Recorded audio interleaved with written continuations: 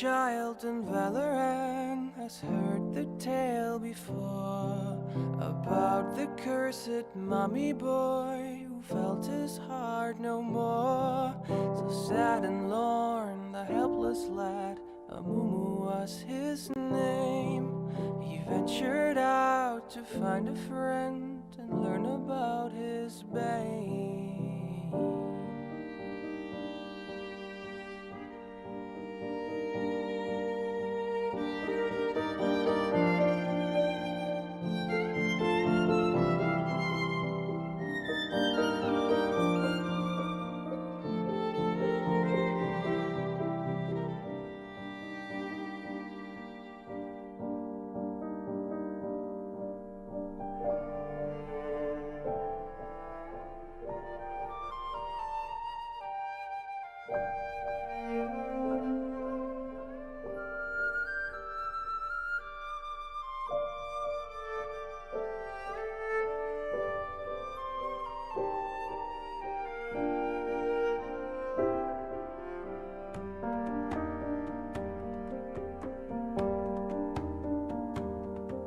For many years, young Amumu traveled through the lands, determined to make friends if only they would understand.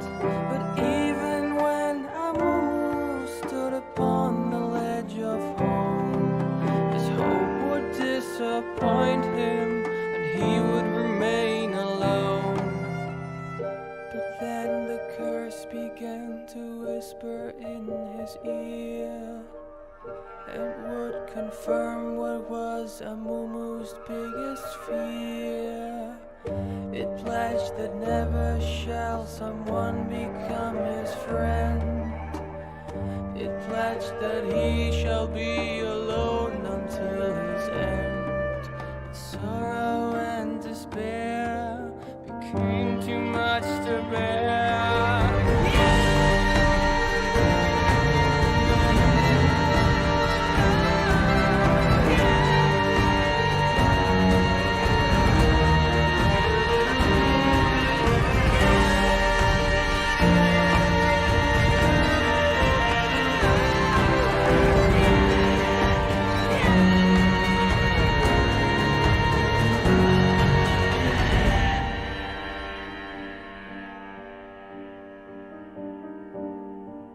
The moment when Amumu realized what he had done, too late it was for him, for them, the evil curse had won.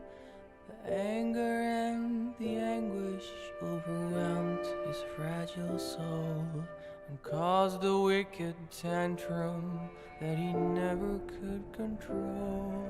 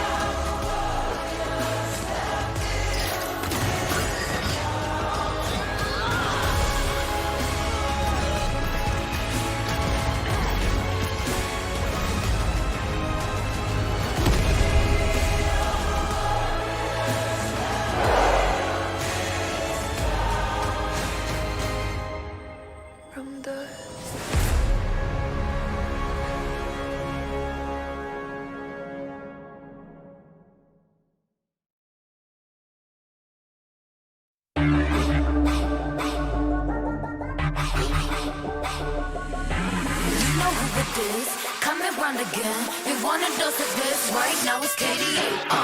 I'm a goddess with a blaze. 소리처럼 내 이름 잊지 못하게 loud loud loud loud. I could take you to the top. 절대 멈추지 못해. 내가 끝내주는 bad gal gal gal.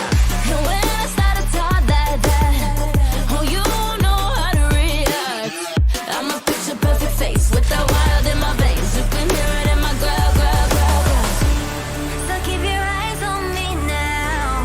무엇을 보든 좋아할 거야. 다 할 수 없는 배분. 나와 되길 원한 늘 확신해. We got it all in our hands now. So can you handle what we're all about? What's so tough? Let's get it, show you up. Can you feel the rush now? Ain't nobody bringing us down, down, down, down, down, down. They could try, but we gonna wear the crown. You could go another round, round, round, round, round, round, round. Wish you luck, but you're not bringing us down. We go hard, till we get it, we go hard. We so in it, we pop stars. Only winning, winning now. Ain't nobody bringing us down, down, down, down. You ready for this? Let's go. See, 언제든지 내 모습 매직 단 한 번에 내가 잡아 절대 기죽지 않지 펴펴 네가 뭘 알아 견딜 수 없어 원해도 원하는 게 얼굴에 보여 I'm troubling you running it I'm so cold When I move that way you gon' be so blown I'm the realest in the game Said I'm on fire with the blade You're about to hear my name ringing in your head like whoa So keep your eyes on me now 무엇을 보든 좋아할 거야 We so tough Let's get it show you up Can you feel the rush now? Ain't nobody bringing us down, down, down, down, down, down. They could try, but we gonna wear the crown. You could go another round, round, round, round, round, round, round. Wish you luck, but you're not bringing us down.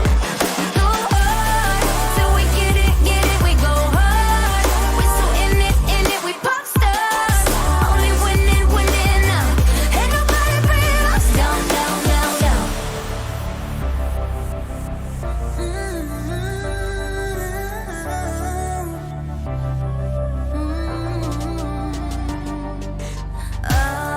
난 멈추지 않아 we go hard we pop stars Ain't nobody bringing us down, down, down, down, down, down They could try, but we gonna wear the crown You could go another round, round, round, round, round, round, round Wish you luck, but you're not bringing us down We go hard, till we get it, we go hard We so in it, we pop stars Only winning, winning now Ain't nobody bringing us down, down, down, down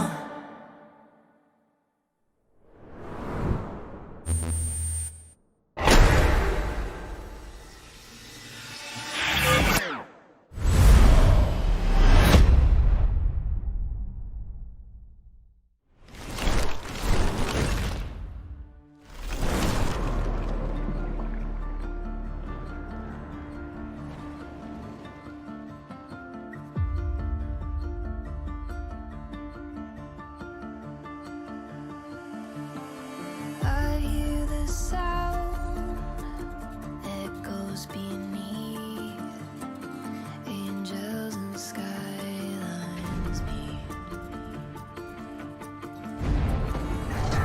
and I'm straining to reach the light on the surface, light on the other side. I feel the pages turning. I see the candle burning down.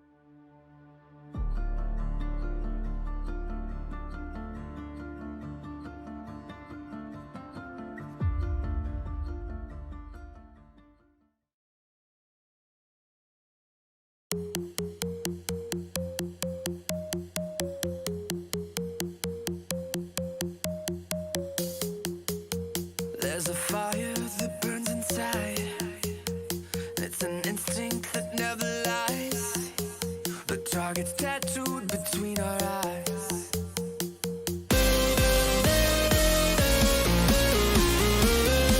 Stand and fight under the lights on the higher stage. A part of your life they can't take away, just like the blood running through your veins.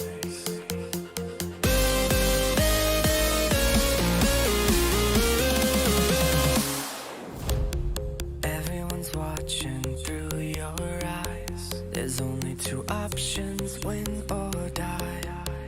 Win or die. Win or die.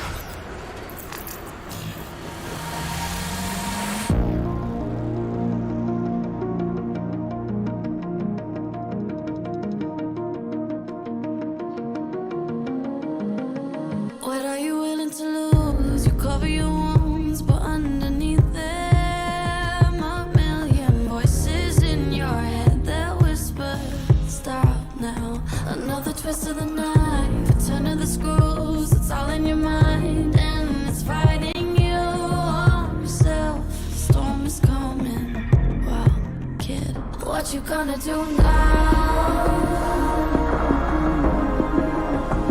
It's your reflection looking back to pull you down.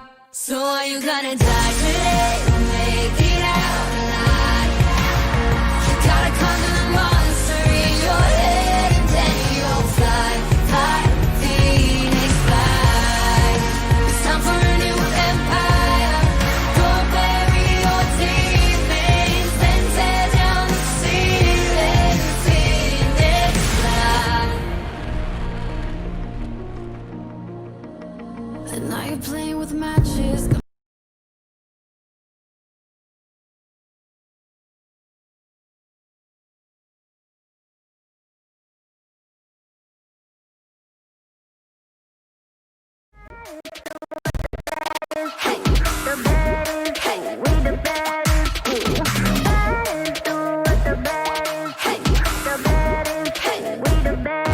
Coming at you live, real, real wild.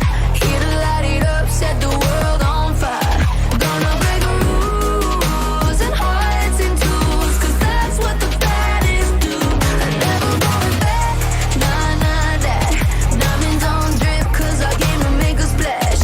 Gonna break the rules and hearts in twos, 'cause that's what the baddest do. I'll melt your face off, disappear, I'm your eraser. Aim the cut just like a razor. Murked up in this world, my blazer. I got all the boys on me, I got all the lines on ring. Knocking dead, turning heads, I got all the eyes on me. Baby face, 걸어 들어와, 유행 선두자. 원하지, 맘 못하잖아, 애가 타잖아.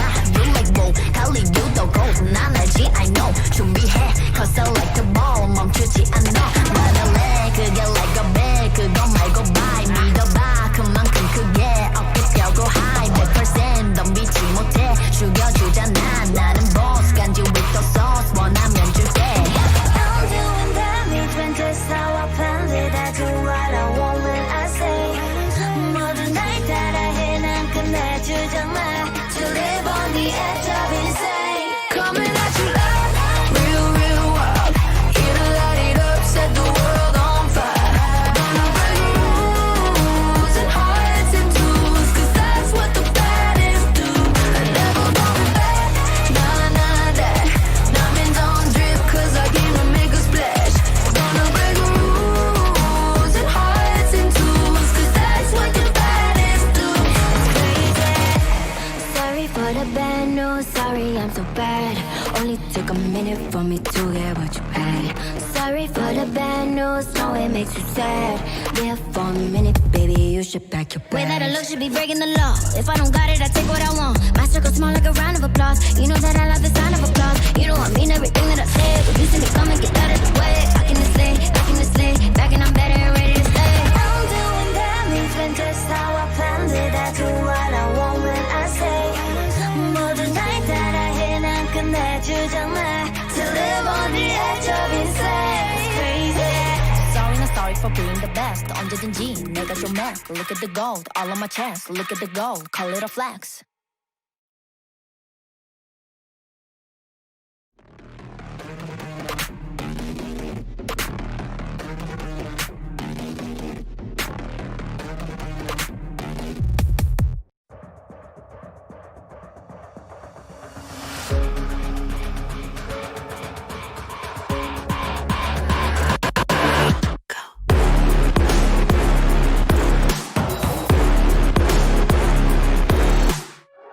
We the top again, now what? Help you lay the crown, but count us higher than a mountain. And we be up here for the long run, strap in for a long one. We got everybody on one. Now you coming at the king, so you better not miss. And we only get stronger with everything I carry up on my back. You should paint it up with a target. Why would you dare me to do it again? Come get your spoiler, but we're taking over. We're taking over. Hey, look at you coming on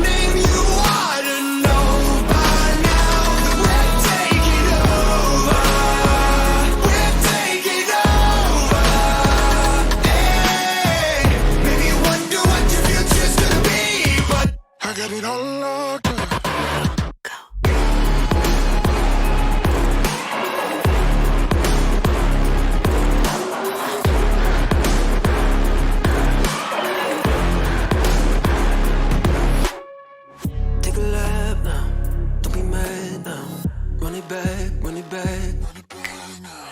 I got bodies lining up, think you're dreaming of greatness. Send you back home, let you wake up. Why would you dare me to do it again? Come and get your sport out the head. We're taking over. We're taking over. Hey, look at you loving my name. You ought to know by now that we're taking over. We're taking over. Hey, maybe you wonder what your future's gonna be, but I got it all locked up.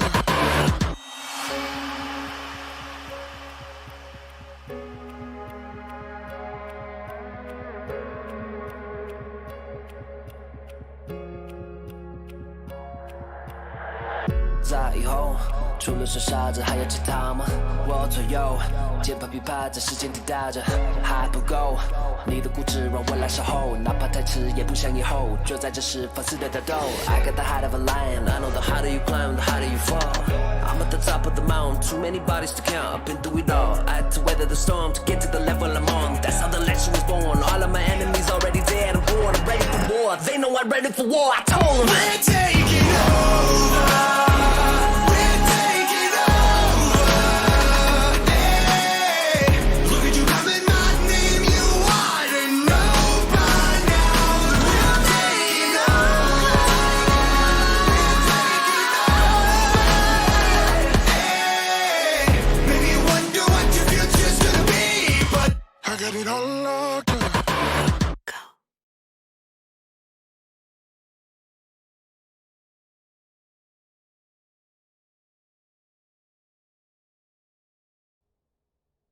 Good evening, everyone. This is Randomodium here. We are live with the Noxian quarterfinals.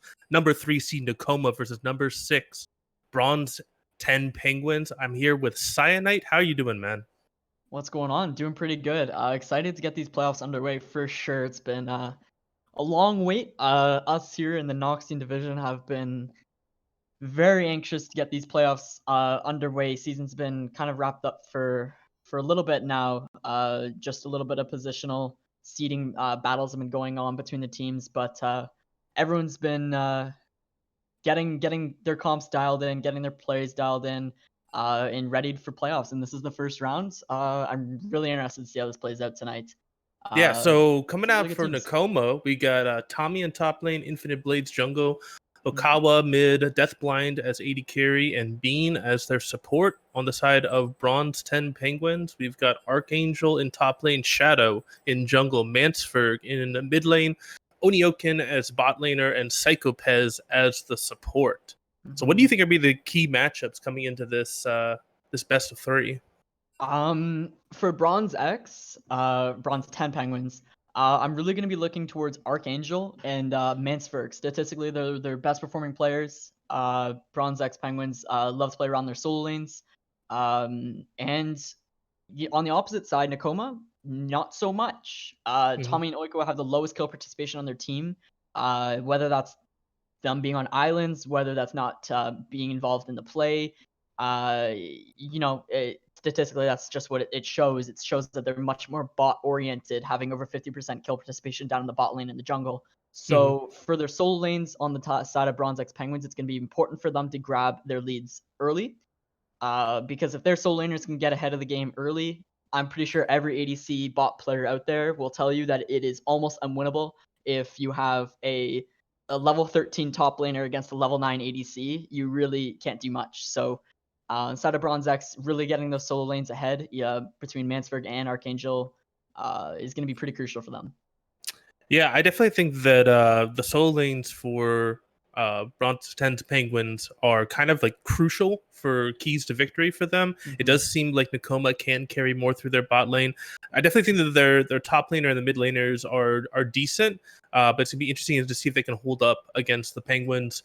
Coming in the top lane matchup specifically, we've got Archangel versus Tommy. Archangel was the jungler, got swapped into top lane, has a very interesting champion pool. He primarily plays the Lilia top lane, AP Malphite top lane, Nasus top lane. those type of things. On the other side, Tommy, he's kind of known to be the Ornn player, to be the Bwipo, the younger version of Bwipo, essentially. But recently, he's been doing some branching out. He's been played a game of Karma, Tom Kench, Mordekaiser, Shen, a lot of different things. And it looks like we're getting into pick ban phase right now. First ban is the Olaf, taking away Infinite Blades Olaf, which is probably his second most played champion right now. Silas coming through as well. That's an important one towards Mansford. He loves the Silas. He also loves the Kassadin, so might expect that as well. Yeah, I expect that usually teams either are going to go after either the top laner or the mid laner when you're going up against the Penguins. Looks like they're starting to target ban Mansford, taking away both his Silas and his Kassadin. Be curious to see if they're going to throw a third ban his way, or if they're going to try and take away one of Archangel's picks. On the other side, the Penguins are banning out the Mordekaiser and the Lucian. Let's see if potentially it could be a mid Lucian. Yeah, so Okawa did play some mid Lucian a few times. It looks like they're a little bit worried about that pick, and they ban it away. Yeah, he's pretty good on that champion. I expect a Corki ban here. Out of Nekoma? No, they're going to go with the Vigar. Interesting. So they might have something planned for the Corki. Yeah. I know one of the combos that the Penguins really enjoy is the Malphite with the Corki. And it looks like there's a Misfortune pick coming out right off the bat for Bronze 10 Penguins. I'll be curious to see Nekoma may go towards the Brand pick, which is actually something that they play in bot lane. So it looks like the Penguins wants that Misfortune into Brand matchup. Wukong comes out, that will most likely go to Infinite Blades in the jungle. That's his most played champion in the jungle right now. Could technically be flexed to top lane, but most likely a jungle Wukong coming out. And the Yuumi pick, Yuumi hovered right now. That's interesting. Okay. That's very interesting. Yuumi, I think this is... He played it once with Misfortune. Actually, no, he played it twice. They also ran a Fiora Yuumi lane in one of their victories. Amumu being hovered for Shadow. That is one of his most played recently, and they're setting up for a massive Wombo teamfight competition right now. Yeah, big Wombo combo kind of coming up. Maybe a Malphite top, honestly. Oh, they're going to the Lilia instead. I think you're right. I think the Malphite would have been a much better choice here. Yeah. But it looks like they want to go for the Lilia instead. You know, Lilia top can definitely still do some damage with the Drowsy. Definitely not shying away from that Wombo combo style. Drowsy into Amumu ult with Misfortune layered on top of that could be extremely big, and pulling out that Corki later in the draft, like you briefly touched on, could happen as well. Nekoma here, we'll see. There we go, Tommy on the Ornn. There we go. Tommy on the Ornn. You love to see it, chat. Oh my god. So I expect to see some more mid lane bans coming out from Nekoma. Maybe the Corki ban. Syndra ban is also the big one. So yeah, it would be Syndra and Corki if you're going to try to ban out Mansford as much as possible. He's going to get 5 bans. Yeah. This is crazy. I mean, to be fair, Mansford is he's used to it at this point. He definitely has been target banned for most of the season. That is so funny. Brand, yeah, that makes great ban here, banning out the Brand. That's something they've been wanting to play bot lane a lot. That's really good awareness out of Bronze X, but I've never seen a Brand and a Yuumi play, so I don't know. Who knows? I'm guessing that they're going to be saved, so they leave up the Corki. So I wonder if they have a counter pick prepared for the Corki specifically. Yeah, because it seems a little bit little odd that you wouldn't ban out the Corki over these other champions, because he's really, really good on it. So. So I would expect that Nekoma is going to show their bot laner here and save counter pick for mid. And the most likely blind pick for Mansford would be the Corki. Yeah. A lot of faith in being here with the Yuumi. Needs something to pair it with, though, obviously, which is why I was a little skeptical about the Brand, because a Brand Yuumi, like, I'm not really sure how that lane works out too well. Vayne, that's a good one. Wow, Vayne. That's very surprising. I think that's the first time that Deathblind has picked up the Vayne. Yeah, but that's gonna be important. Because Zyra.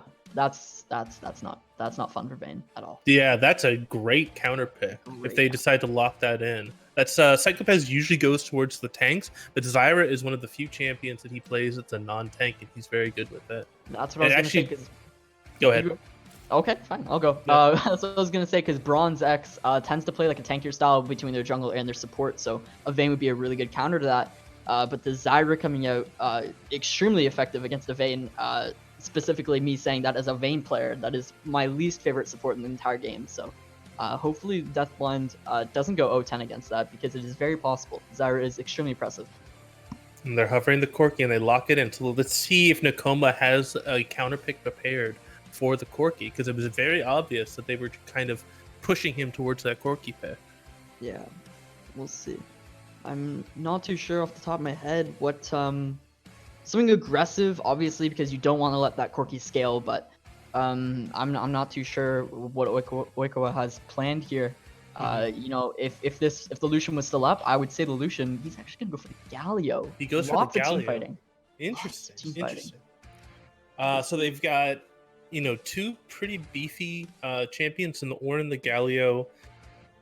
I don't know. I think I like the Penguins draft more than this, because the hard engage that they have is only on the Wukong, so the Galio can only follow up on the Wukong, really. Well, but you also have the Ornn ult to set the Wukong up. So while on paper Wukong ult is like, okay, we can play around that.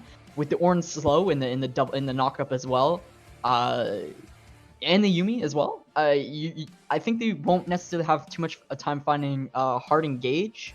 It's more going to be the Bronze X Penguins disengaging it. They have a Zyra, a Lilia, even a Mumu if you want to do a defensive ultimate to stifle their engage. And once that initial engage is gone from the Wukong ultimate, the Yuumi ultimate, and the Ornn ultimate, you really don't have a ton. So yeah, I think that it's really like Infinite Blades is really on his shoulders. If he can get a really key engage, that's how Nekoma's team composition works. But he definitely needs to look for those flanks, not get spotted out. I would 100% agree with that. What I'm looking towards for the side of Nekoma, besides Infinite Blades on the Wukong, is being on the Yuumi. Utilizing that pick and sticking onto Vayne or the Wukong, especially on Wukong's engages, is going to be pretty crucial. And if he can keep bouncing between the allies and resetting that shield and keeping the healing going, they might find some extra survivability that will allow them to, where traditionally they only have two damage types, with Wukong and Vayne are pretty much going to be the only damage threats. You can extend the lives of those and, you know, maybe win out against a damage centric comp from the Penguins. Yeah, definitely. I definitely agree with you that there's not too many reliable ways to lock down this Vayne, so the Vayne could potentially pop off. They really only have, you know, the Amuma ulti. So yeah, it's gonna be, it really comes down to execution for both of these teams. I think both teams are gonna be pretty happy with the team compositions they've drafted. We can spend a little bit of time going through the matchups. I think Lilia versus Ornn is gonna be not much going on. The Lilia should be able to kite out the Ornn a little bit. She should have a little bit of an advantage, but I don't think that the Lilia is gonna ever solo kill the Ornn, or vice versa. I don't, maybe I'm putting too much faith in the Lilia pick, but I actually do think with the true damage in Lily's kit, if she hits her spinning, if she hits her Q, little spinning ring, she'll actually be able to do like very good damage into Ornn, especially if she goes early magic pen. I think that there's actually no way Ornn kills her. Like, she's just too fast. I agree with that. I agree with that. That there's no way Ornn gets there unless she really drastically misplays. I think Bronze X Penguins can find some real advantages abusing that Lilia early game to Ornn, who's not going to do a whole lot against that in that matchup. Yep. But that's as far as the Mumu versus Wukong will have the gank priority, will have the buffer priority versus the Mumu early on. Once you hit level 6, the balance starts to shift a little bit. Mumu definitely is more of a scaling option as opposed to Wukong. So it's really going to be on the Wukong to try and get that early advantage so that he can kind of accelerate his item build. Because if the Amumu's on even gold with the Wukong, then that's a win for the Amumu. As far as the mid lane matchup goes, I think it's going to be pretty even. Like, I think Galio definitely has more kill threat than the Corki does early game, but the Corki should be relatively safe. Yeah, it's going to be a little bit of a stalemate. I think if Corki can effectively poke out the Galio every time he goes for a CS, while simultaneously dodging the Galio engage, because if you actually step up too far on Corki and you end up getting comboed by the Galio E into W into Q with the passive punch, you will take a fair amount of damage. So he's going to be really wanting to keep his finger on W at all times. Yep. Because getting caught by that combo, and especially if it's setting up a gank for the Wukong, could spell gray screen for him for sure. Yeah. And then as far as the bot lane concerns, I think I definitely have to put that on the Penguin side, at least for laning plays. Misfortune Zyra is just a nasty combo. And basically, if they land any of their CC on the Vayne, like the Yuumi is going to be on the Vayne. So, pretty easy to get those kills. So I think the highest solo kill potential would be in bot lane. I think that would be where the Amumu would want to focus, would be the bot lane. And I would want the Wukong to try and focus mid lane to try and unlock that Galio so he could impact a side lane with an ultimate. I was just going to touch on that point because the thing I'm looking for in the bot lane is not only the 2v2 kill pressure that Bronze X Penguins have, but it's the lack of gank setup that Nekoma has. A Vayne and a Yuumi themselves, unless Vayne lands a condemn onto a sidewall, which in lane is rather difficult to do unless some heavy mispositioning on the part of Bronze X Penguins, you're not going to have the gank setup needed, pre-6 that is, for the Wukong to come in. Once you hit 6 and you have the Yuumi ultimates, then maybe it's a different story, especially with the Wukong ultimate on top of that. But Zyra is going to do a great job of disengaging that if she can hit her skill shots. So for the disengage on the side of Bronze X, really looking to Psycho Pez to support his way out of this and hit his skill shots and able to slow down the potential fight that Nekoma brings. Yeah, exactly. So yeah, it seems like pre-6 kill pressure bot side for the Penguins. Pre-6 kill pressure for Nekoma is definitely mid lane. And then once level 6s come in, I think all bets are off the table because then they start unlocking a lot more crowd control. It's going to be really interesting these first couple Drakes fights. If both the Amumu and the Wukong hit level 6, they're both going to want to fight around those Drakes early on. And it's going to be important for Deathblind on the Vayne to not get too poked out. It's going to be extremely difficult, and Bean is going to be having to do a great job of keeping track of his mana and not running because running in this matchup will be very, very unfortunate for Nekoma. They're going to need to stay relatively healthy on resources for contesting the early Drakes, because if they get behind in the early Drags, I really don't like their chances too much. I think Bronze X Penguins have a very, very good team fighting comp. Both teams do, to be fair. Both teams do, and Nekoma does have the scaling on the Vayne.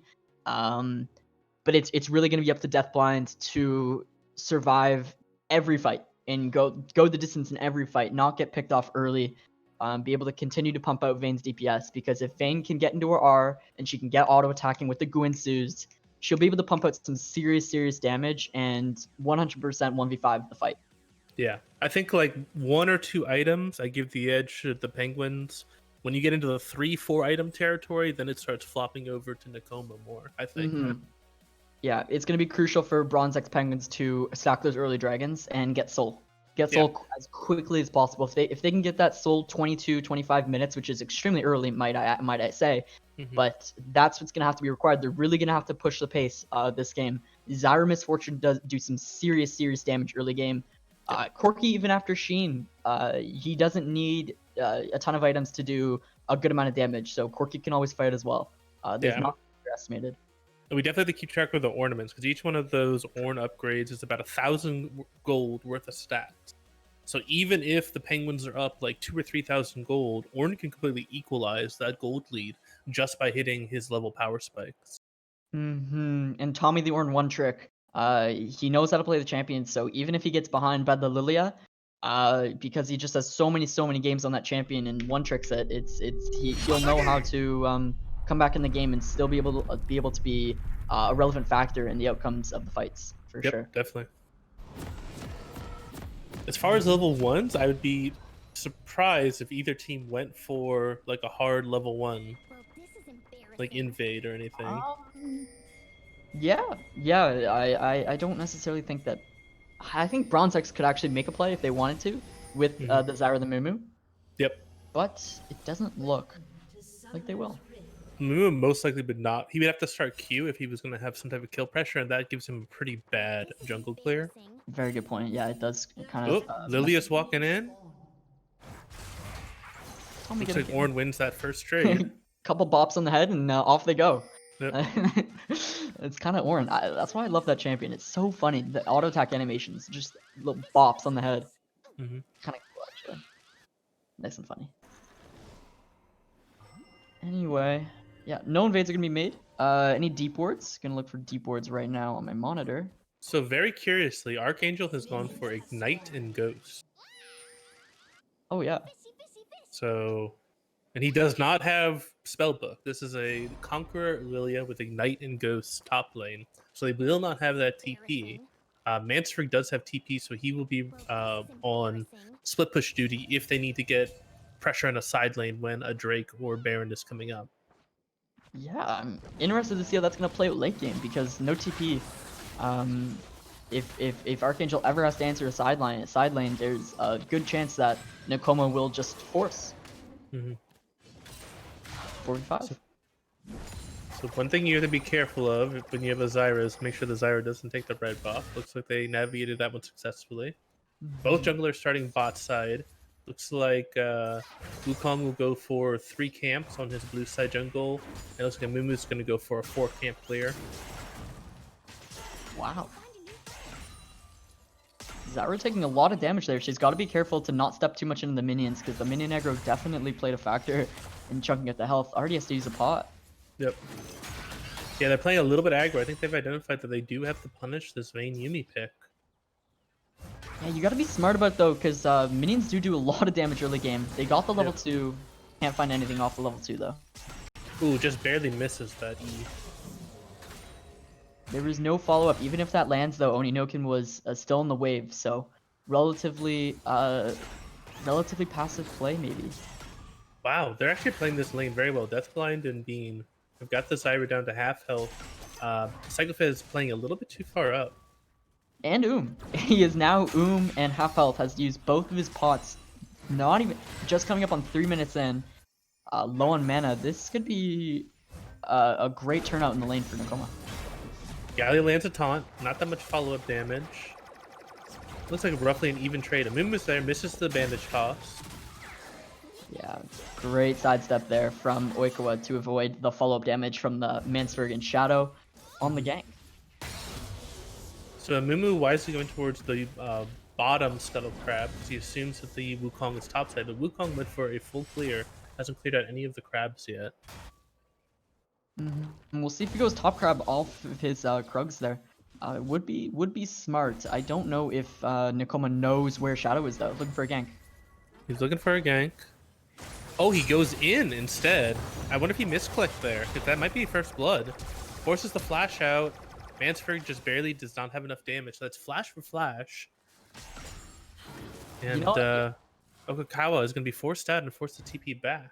Yeah, at the end of the day, it's a misplay, but because Mansberg flashing after that for the extra auto. Oh, they can collapse on the Wukong right here if they want to. Looks like they're going to go for it. Gotta pull the trigger. Yep, they're playing a little bit safe. That's an early W. Yep, early W. Amumu must not have smite because he didn't smite it. And Ornn comes down. Ornn was able to get the push. They do give up that Scuttle Crab instead. Nice double up onto the Vayne. Interesting. So because, as I was alluding to, Mansberg flashing after for the kill, Oikawa actually doesn't come out too far behind in that trade. Didn't even have to expend TP to stay in the lane because he used his corrupting pots. That's true. Very true. To be fair, misplay, but it turns out okay. Maybe it wasn't a misplay. Maybe that was calculated. Honestly, Maybe. Pulled out the calculator and said, you know what? Even if you flash autos once more, I won't die. So This Lilia is fighting in a massive way, but she does ignite the Ornn. She may get the kill. She pops the ghost as well. One more Q would do it. First blood over to the Lilia. Wow. And that's what I was talking about. What's Ornn gonna do to Lilia? She's just gonna run around him and do the true damage and do Lilia things. Gally goes back in, lands the taunt. Good job by Mansberg to buffer with his W. Good dodge there by Deathblind, avoiding the Zyra damage. As I said, gonna be crucial in this lane to stay healthy in resources, and it looks like they're doing a fantastic job of that right now. Both laners gonna be looking for their first backs though. Even in the mid lane, Corky's just hit a reset, Mansberg, and Oiko is gonna want to do the same thing. So needs to get Corky that opts for the eventually. tier first, as opposed to like pickaxe. Yeah, he's gonna go the heavy scaling route. He's not gonna have the early damage, and we'll see. We'll see if that pays off or if it costs him if they get into early fights. Because it's definitely a gamble. That's for sure. Wukong's wrapping around the back of Drake Pit, spotted out by the Mumu. They should be able to walk this out. Mumu used the blast cone to get over. The other thing is Infinite Blades pretty much always goes Ghost over Flash. You can see that he's running the Smite Ghost Yeah. in the jungle. Lily is fighting in a pretty massive minion wave right now. It's gonna be interesting to see late game if that no flash Wukong comes into effect, because the flash ultimates on Wukong are pretty deadly. So Yep. not having the flash and instead having the ghost, you can get kited just a little easier because you're still vulnerable to CC instead of just flashing in. So Bronze X are really gonna have to keep their disengage strong, but it also benefits them not having the flash because he doesn't just flash in there over a wall or something like that. So the Amumu has been just walking up and down this bot side river for over a minute now. You can see that the CS advantage in jungle is growing quite large. Yeah, I didn't necessarily want to bring it up too much, but he's been at 29 CS for a good 2 minutes now. He's gonna now go to his camps, but he definitely wasted a ton of time just going in river there. And Infinite Blades has got himself quite a lead, giving the blue buff over to Oikoa. That's gonna feel kind of nice for Oikoa. Yeah, so now there's going to be a window where Wukong is 6 and Amumu is not. And that could be a potential opportunity for Nekoma to kind of pull the trigger on this first Drake.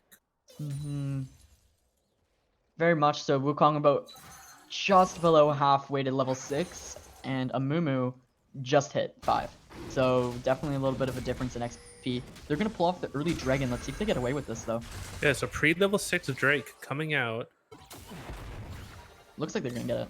Yeah, they're going to get it. They fully got it. Bronze X weren't in the position to just face check everything, so ended up giving that one over. So that's actually massive, because that means that your potential soul point for the Penguins is not going to come until like the 30-minute mark, roughly. So that gives them a lot more time to get the ornaments online, to get the Vayne online. So yeah, I think that Nekoma right now is pretty happy with where they're at.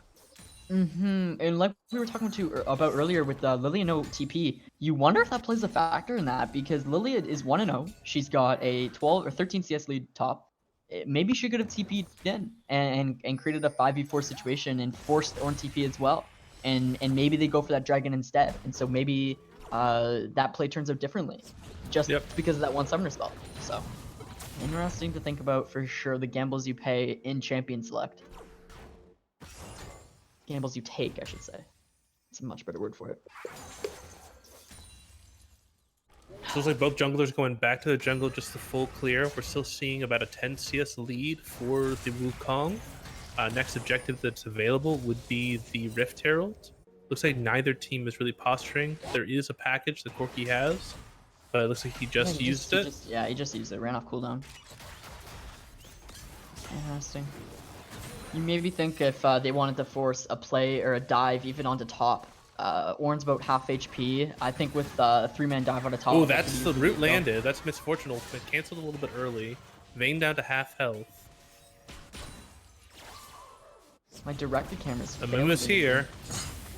Corky, Valkyrie's in. Let's see if Amumu uses the ultimate. What?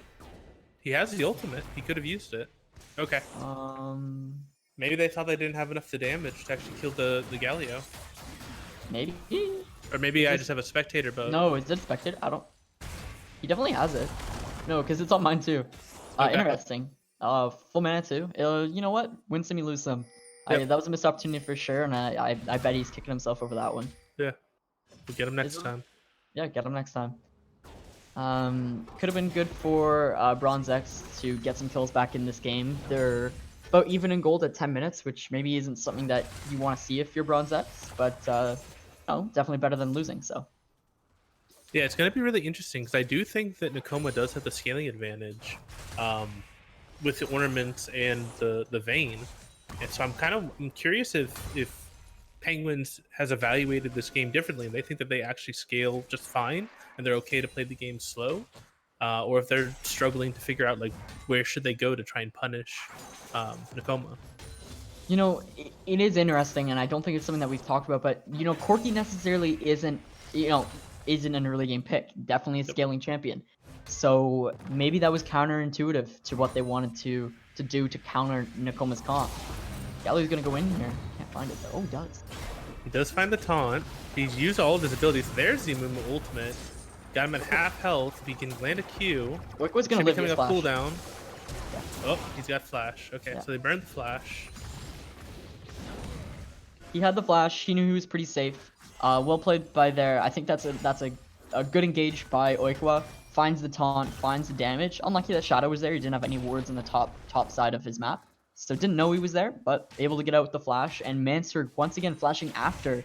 So nothing really lost from Oikawa again, except the wave to tower.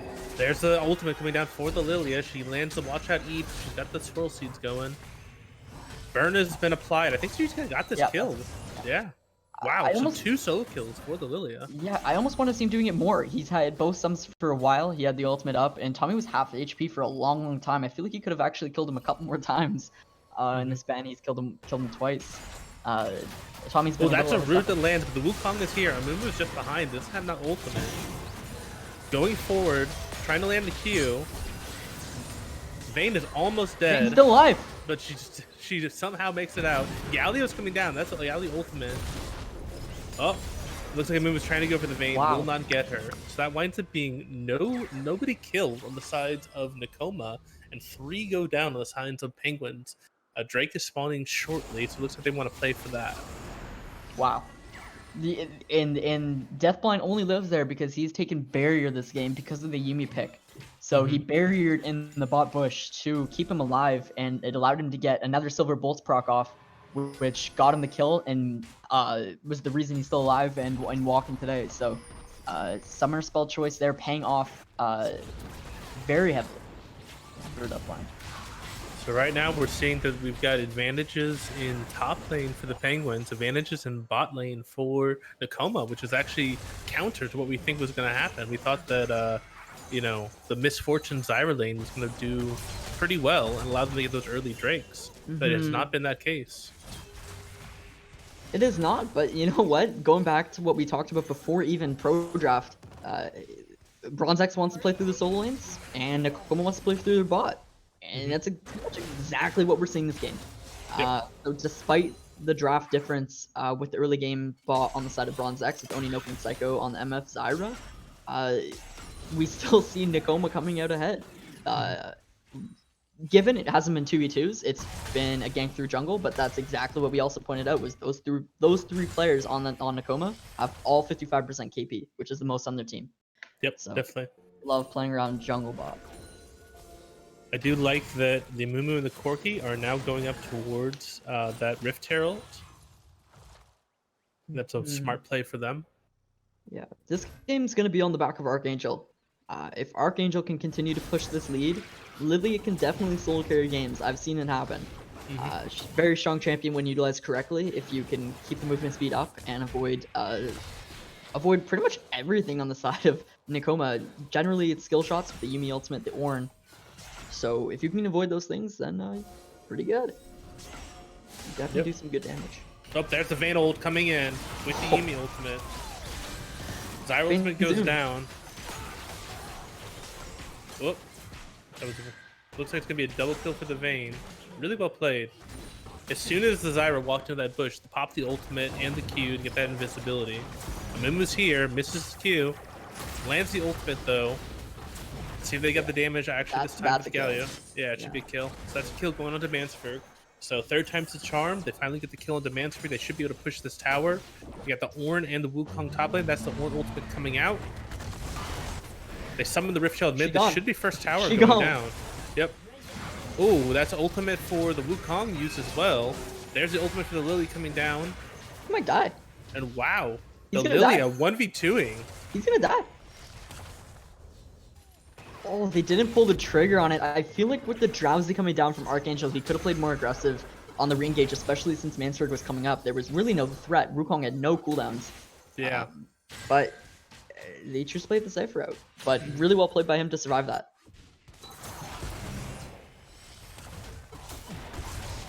Yeah, so very, I guess, not surprisingly, we're seeing that the solo lanes for the Penguins are ahead, and the bot lane for Nekoma is also ahead. So it'd be interesting to see which one is more powerful, having the solo lanes ahead or having the bot lane ahead. I guess this is the testament, isn't it? Almost identical to the analogy I gave pregame, though, was a level 12, I gave it the analogy that was a level 13 top and a level 9 ADC. We see level 12 and a level 9. So one level off. Let's see the difference. I guess this is really the test game to see how much solo lane and the solo lane leads matter compared to that ADC. Because I know ADC's not in a great spot, hasn't been for a while. But I have faith in Deathblind on the Vayne. So yeah, if you were gonna pick a pick that was going to have an impact, Vayne is definitely the one to do it on. Yeah, super smurf. I thought it was actually on the play bot side, recalling back to a minute and a half ago, the 2v2 kill they had. I actually thought it was going to be bad for Nekoma because Deathblind was actually super He didn't even have enough for another Q. He only Q'd once that fight on the initial engage. He Q condemned with the R proc. And after that, he was pure autos. It's so unlucky that Bronze X didn't have a ward in the bush. I actually feel like Oninoken had a ward to put down. I don't know 100% though. But he didn't end up putting a ward down, so he actually auto-attacked a minion instead of Deathblind, purely because he couldn't see him in the bush. So, because of that one auto misplay, Deathblind was actually able to live. Whereas, if you had 2 more autos instead of the 1, he actually would have died. So, the little thing. There's the Vayne coming in with the ultimate. Mansford's Yuumi dead. ultimate as well. Mansford is definitely dead. He can actually go on the Mumu too. Down. Yeah, the Mumu definitely cannot fight that. So that's Mansford down. 30 seconds. Drake is up in 25. Yeah, I have a deep feeling that Deathblind is going to 1v9 this game with Bean on his backpack, just Yumiing around, just doing Yumi things. Probably playing solitaire during this game, actually. Would not be surprised. Oh, there's a Wukong coming in. Zyra's almost dead. Able to get her ultimate off. Galio comes in onto the Misfortune. 2 have gone down. The Mumu is 5 health. And it looks like the Lily is going to go down as well. Wow. Great fight from Nekoma. They don't even have the Ornn. Ornn's taking the top tower right now without a care in the world. So 4v4 because Mansford was not there, and it winds up being a 4-for-0 in favor of Nekoma. Yeah. I think that's pretty game, in my opinion. I don't know if Bronze X Penguins recovers from that. That was the Lilia lead getting smothered by the Vayne right there. That was it. That was the 1v1. And Archangel lost. So yeah. Really, Bronze X Penguins' only lead was just snuffed out by Nekoma's lead. Yeah, and now you have a Vayne that's sitting at 503. Oh my gosh. There we go. That is going to be an easy kill. Great play. Yep, great play by Deathblind. It's my type of gameplay. Wow, very close 1v1. Oh. And, ooh, Mansford able to edge it out. It's so tragic. I knew as soon as Oikawa started walking away that it was over because Corki's ranged. He can just keep autoing and Ring you. Yep. So I think Oikawa's only chance of using that deep was to just keep being in his face and auto attacking. I don't think he had any cooldowns though, so I don't think he wins that, but a good attempt to try and turn that around. For sure. We'll see though. I think if anyone's gonna shut down the Vayne, it's gonna be Shadow and Mansford. Comboing their CC, even Psychopeds if he lands a root, which might be hard to do with the Vayne Tumble. But Shadow is going to need to flash R in, or Banish Toss R in, or something to lock down Deathblind long enough for the follow-up CC to come through. Lilia can Drowsy, Zyra ultimate, MF ultimate, and Mansford if he has package, or just no package in general, just going onto the backline and auto-attacking and DPSing Deathblind down. Yeah, I think in an ideal state, you definitely would want to have Mansford with package. If he can layer the package with the Amumu ultimate, that might just kill the Vayne outright with how much damage the package does. Also depends if they have Yuumi though, right? Yuumi pops ultimate during that, they're stunned up. It's a really good disengage ultimate. So it might stifle them. We'll see how it plays out though. No doubt it's gonna happen at least once this game. Everyone's just gonna be picking up farm in the side lanes. Tommy dealing with the 2v1 bot lane, while Bronze X Penguins looks for something mid here. It just looks like they're just CSing though. Yeah, I'd expect the game to slow down a little bit until this next Drake fight. That's going to be kind of where the game is decided. If Nekoma is able to get that soul, then it becomes a very, very tough road for the Penguins to get back into this fight. Yeah, 2 minutes 20 seconds out till that the soul point for the Soul Dragon. So it's gonna be a very crucial fight. 2 minutes and 10 seconds. I need to see Bronze X Penguins there early. If they get there late, it's just wraps for them at that point. Yeah, definitely agree. Looking for play bot here though. Yeah, but it's against the Ornn. I think the Ornn is tanky enough that you're not going to get him. I think you just gotta hit a CC before you hit that Zyra ult. It's really just easy to just walk out of that one, and that's a cooldown expended for setting up for this dragon. Now 145 on that. I don't know the exact CD on Zyra ultimate though, so I could be wrong. think she will have the ultimate back up. Yeah, 125. She'll just get it up, but for posturing for that 30-45 seconds before dragon spawns, she won't have it. So zoning off people is gonna be a little harder, and their wombo combo is gonna hurt from that. Yeah, looking at the amount of gold that all the champions have, it looks like Vayne is going to want it back, and Mumu's going to want it back. Both have a decent amount of gold. Yeah, Vayne's actually... Is that a Death Dance? Yeah, it looks like Vayne's going Death Dance second. That's really interesting. I actually don't hate that at all. I could be totally wrong. That item's not as good on raid champions though, right? It's a little bit less effective, yeah. A little bit less effective, yeah. But I know that ADCs like Ezreal still go just for the survivability, which is definitely going to be important. Like I said, if she can survive and she can stay alive, then she's going to be able to pump out that DPS in 1v9 team fights. So, but 40 seconds out to that dragon, Soul Dragon, and yeah, Vayne is still topside though. Vayne's still topside. So she should back now. Rotating now, it looks like, but she's not backing. Yeah, she's holding onto that gold. Oh, she is now. Interesting. Bronze X have a window here. Yeah, they have got a huge window right now. If they get this the scuttle, and they set up for this Drake, they should be trying to focus on their vision right now, trying to get vision down in the blue side jungle. Yeah. And Zyra ultimate back up now, so... Oh, Wukong here. No, just goes in. Oh, that's the Zyra ultimate down. Oh. So that's a big tool that's down right now. It's very sad. Yeah, that's. They're gonna want to start this rather than later. Yeah, so right now they've got the Ornn that's on a great flank. So Tommy can basically come up with Ornn ultimate, get the entire team. That's Wukong going in with the Yuumi. Zyra's almost dead. Mumu ultimate lands, but nobody's gone down yet on the side of Nekoma. So far we got 3 dead. Lilia's trying to kite out. Oh, Corky, you're gonna get chased down. And that is a 5-for-0 ace. They can get both Baron and the Drake. And yeah, this game is looking like it is no longer winnable for the Penguins. I definitely would think they need to start thinking about what changes they want to make for the next game. Yeah, FF go next. Just don't break your mental too much, because keeping your mental strong for game 2 is gonna be super important. And actually, this was a point that I was gonna bring up at the intermission, but I guess I can bring it up now. It's really on Nekoma to win game 2. They have to, because I think of what happens a lot of times in these playoff series, whether it's a best of 3, best of 5, best of 7, like in professional sports, whoever wins game 6 or game 4 or game 2, the game before the final tie-breaking game, usually wins the last game. The momentum switch is so much. So if they lose game 2, then the pressure's really on Nekoma to finish it off. They had the 1-0 lead. They had all the advantages. Penguins just got the Drake. They never took the Drake.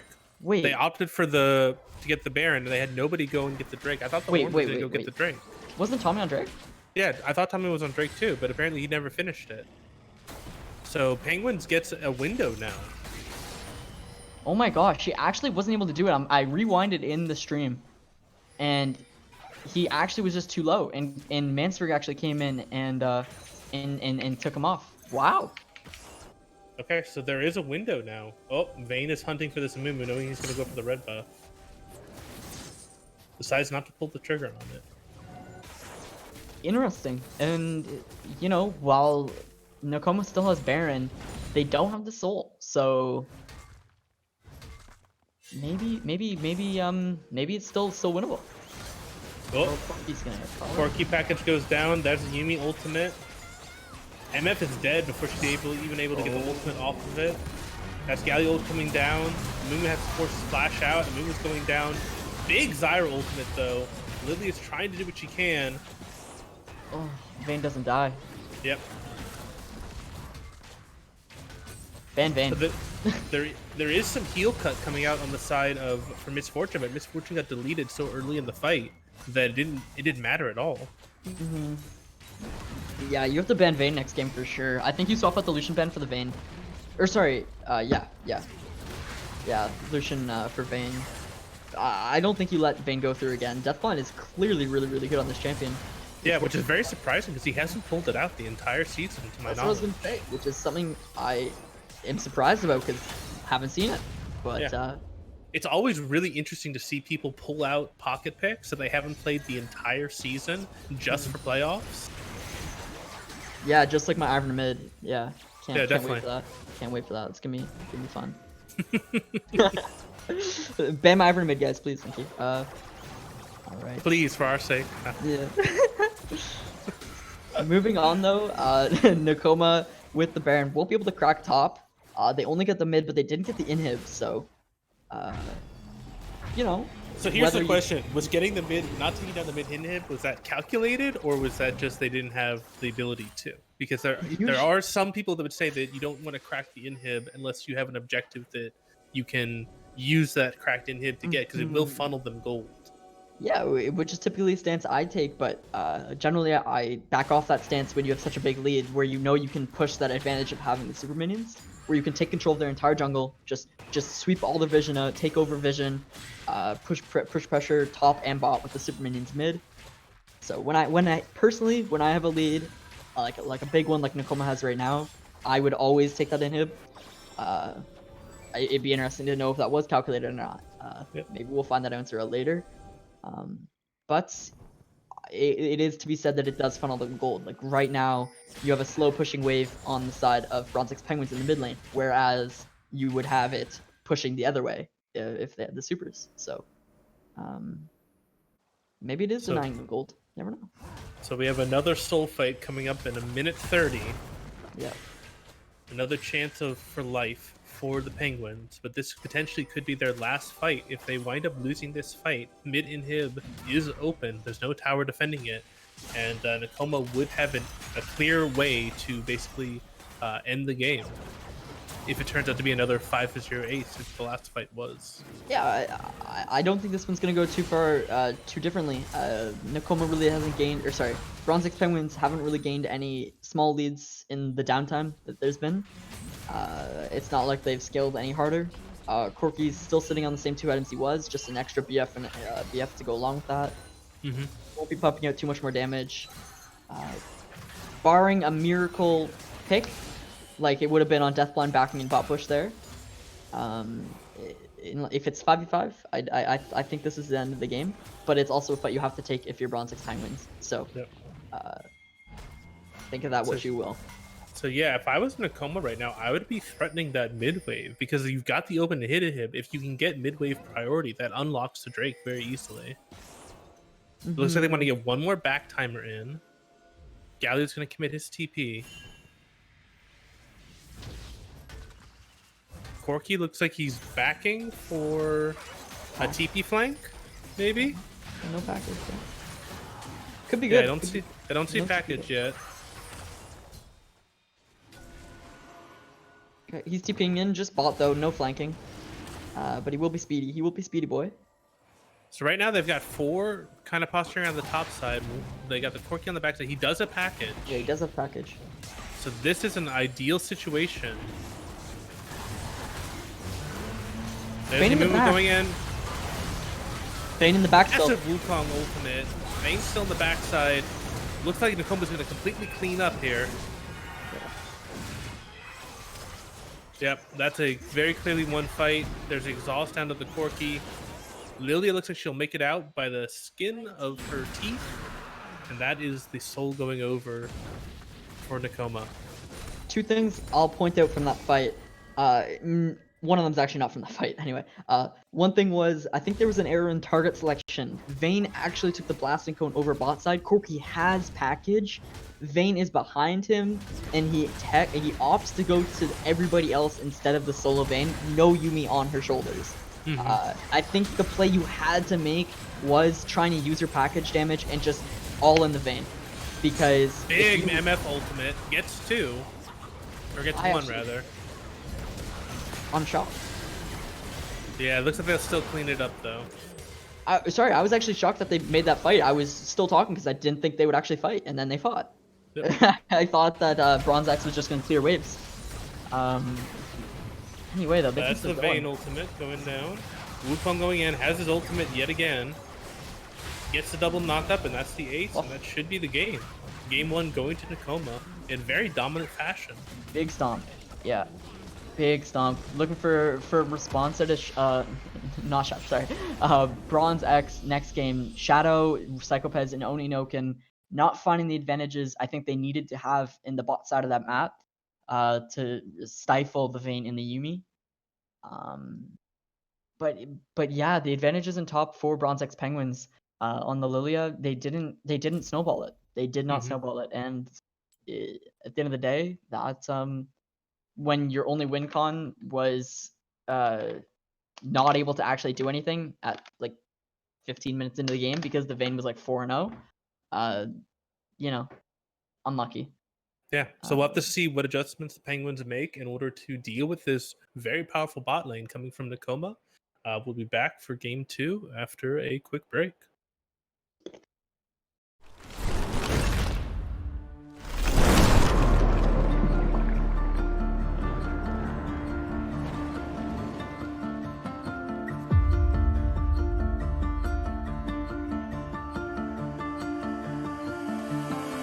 I hear the sound echoes beneath, angels and skylines meet,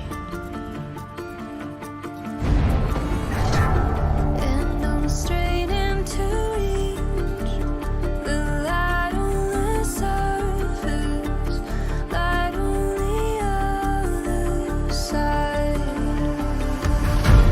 I feel the pages turning, I see the candle burning down.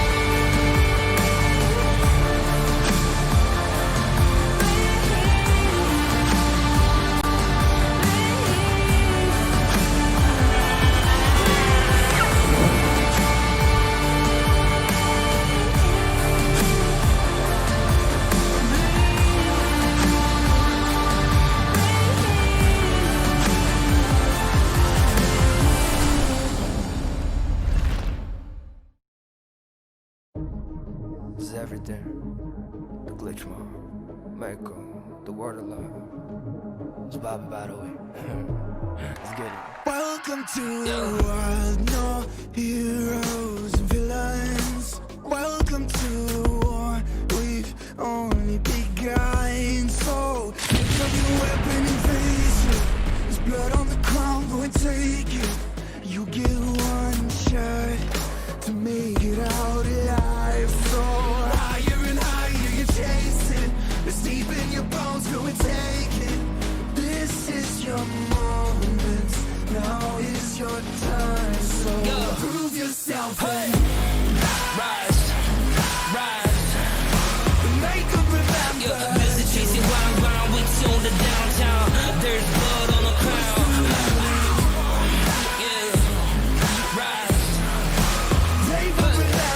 Busy chasing round with you on the downtown. There's blood on the crowd. Welcome to the climb up, reach for the summit.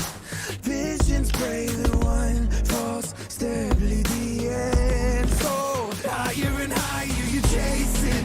It's deep in your blood, go and take it. This is your moment. Take to the skies, go. Prove yourself, hey. Rise, rise, make them remember. Busy chasing round with you on the downtown. There's blood on the crown. Rise, they will remember. Busy chasing round with you on the downtown. Homie, we gon' rise, and we will never be sober. 지혜 우리 간지에 we can never be humble. We gon' shine, movie scene when we enter. 평생들이 저런 고백 형님의 heavy metal. Smell like a tin spirit 준 golden or burner. Pick up your weapon and face it. 아무도 널 막지 않아. 널 그리 말 많아 간중은 널 믿지 않아. 보기 전까지 무시. That's why we gotta rise. Homie god dang it. 너 맡은 지멋대로 걷고. 바꿔내는 기분 잘 받아 모니터로. 내 방패는 가시오 전투하는 날개. 중력 씹어먹고 저 달나라까지 rise. Prove yourself and make them remember. Remember what we're about to do. Remember what we're about to do. Higher, they will remember. Remember what we're about to do. Remember what we're about to do. Rise, rise. Pick up your weapon and face it.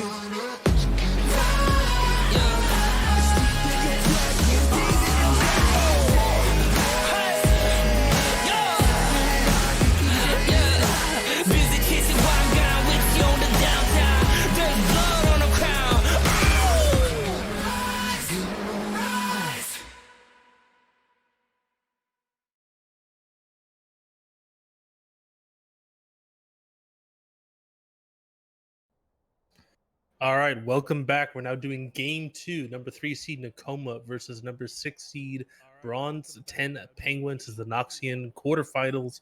Coming back after game 1, which was an absolute stomp in favor of Nekoma. What do you think that Bronze 10 Penguins has to do in order to fix their draft or fix their gameplay for game 2? Well, going back to when we talked before, and I guess during the first game, we highlighted the solo lanes of Bronze X Penguins. For me, what they have to do this game, and maybe this is different for you, but I really think they really need to focus around their solo lanes more. This game, they had a Corki who was 1-0 and a Lily who were 2-0, and then it kind of stopped from there. You really didn't see too many things happen. A Shadow really tried to get Mansford going, ganked 3 or 4 times mid, only getting 1 kill out of those attempts, but I didn't see any real opportunities happen top. I thought they could have been more aggressive with dives. I thought Ornn was easily diveable, especially by 3 of them through with Shadow, Mansford, and Archangel. Diving the Ornn, getting some advantages there, pushing the pace, getting Rift Herald, going top or mid, and leaving bot to the 2v2. Because on paper, the bot lane has got to be winning those 2v2s. Zyra MF, was it? Yeah, Zyra MF versus a Kate Yuumi, or not a key, Vayne Yuumi. You should really be winning those early, especially if the Vayne's on first item. Not even first item, sorry. I mean like Doran's Blade, like first like starter item. They have to do a better job of managing their resources. Really early on, we saw the Zyro go missing the skill shots, just not managing not only resources but wave as well. They were pushing the wave, but left it at a very, very convenient spot for Nekoma in their bot lane. So Deathblind and Bean didn't have to do too much to safely farm and wait for an opportunity. Psychopez was over aggressive and would walk to the minions. He would take minion aggro. He would take even just Vayne poke in general, and end up losing a trade. Yeah, I definitely agree with you. I do feel like the mini wave management for bot lane could be a lot better on the side of the Penguins. We're getting into draft though. So far we got the Olaf ban coming out. Silas ban is return on Nekoma. Surprisingly, Bronze 10 Penguins have elected to go for blue side again, and it looks like they think the Yuumi is more of an issue. So they're banning out the Yuumi. We're still seeing the same bans coming out from Nekoma, both Silas and Kassadin, and I believe the third one was the Vigar. Yeah, third one was the Vigar. If so, see if they'll just keep the same bans. It looks like they go for the Wukong as well. So I think the Wukong is a bigger issue. So they're trying to pinch Infinite Blade's champion pool potentially. They haven't locked it in yet, and they do lock it in. All right. And yep, there's the Vigar ban coming out. So far, same bans coming out on the side of Nekoma, which makes sense. But we have had quite a few different bans coming out from the Penguins. We'll see what happens. Like, I'm curious what first pick they want so badly that they elected to go for the first pick rather than give like bans for counter pick on red side. It looks like they're gonna go for the Syndra. I'm wondering if this is a flex pick between the mid lane and bot lane. I'm not. Does Oni can play Syndra? I'm not well versed in that. If he does, then that's. I don't think he does. I don't see any games on it where he's played it, but I'm curious why you would first pick the Syndra unless you were going to use it as a flex pick. Off the sheet I have, they haven't played Syndra once this season, so interesting that they feel comfortable to blind it. Yeah. So Echo Ornn coming out, most likely Echo mid. We have seen Okagawa play the Echo mid before, and then the Ornn Tommy, his one trick, once again, back on it. So yeah, he should be feeling pretty comfortable on that Ornn. And Jinx coming out. So yeah, this has been a pick that Onioken has been playing a lot lately, was the Jinx. I was curious to see if we're going to see him pick it, but this potentially opens up the brand third pick if they want to go towards the brand for Nekoma. Jinx Leona coming out for the side of Bronze X Penguins. I like this a decent amount from Bronze X. I think the Leona pick's smart, and I think the Jinx pick is really smart too. Oninoken's comfortable in the champion, and Leona, certainly you get a lot more leeway with your play. Zyra is squishy, and without Zhonya's, she really doesn't have survivability. Leona is quite the opposite, so no matter what, she can survive. Oh, and they picked the Vayne again. They go back to it. Okay, very, very cool draft coming out so far. It seems like Penguins is going for comfort primarily. The Jinx and Leona are two of the most played for Onioken and Psychopez. It looks like Nekoma's going to be targeting top lane. So Lilia, and I expect either the Nasus or the Malphite coming out. And curiously, it looks like they think that the Ornn is a support Ornn. They have run support Ornn before, so I will say that. So it looks like they think that the Ornn is going to be flexed to support. They're banning out top lane with the Mordekaiser. Wow. Yeah, they must not think that Ornn's going top, or does They have run Ornn support like 3 times. Okay, so it's CEAL. viable. Yeah. I personally don't like it because it takes forever for you to get to a level where you can actually give those ornaments if you're support.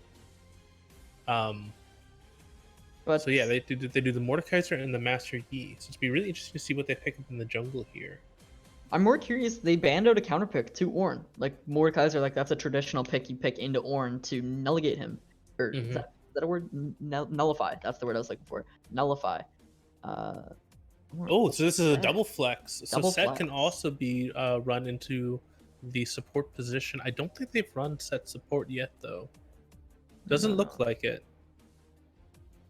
But they also haven't run the set top lane either. Very, very interesting. We got Archangel on his Nasus, so this is a big carry pick for him. This is probably his most carry pick that he can go towards. Yeah, but yeah, you got the Vayne for that reason. She's once again not a lot of threat. Okay, never mind. I lied. I take that back completely. Zach Leona is going to be trying to get on top of this Vayne, and then the Nasus Wither actually could really cut Vayne's carry potential if he's able to get within range. The Zachary pick. I love me some Zachary. Very strong champion. When you get into the later stages, does not die. Pretty much. I don't actually think that champion ever runs out of HP. So, yeah. Wow, I think this is this a Shen jungle or is it a set jungle? We've got a triple most likely set jungle. He has played a few games of set. Yeah, I think it's a Shen top, a set jungle, and an Ornn support. That's what my money is on right now. I would not put that past them. To be fair, I like the drafts out of I like the drafts out of both teams.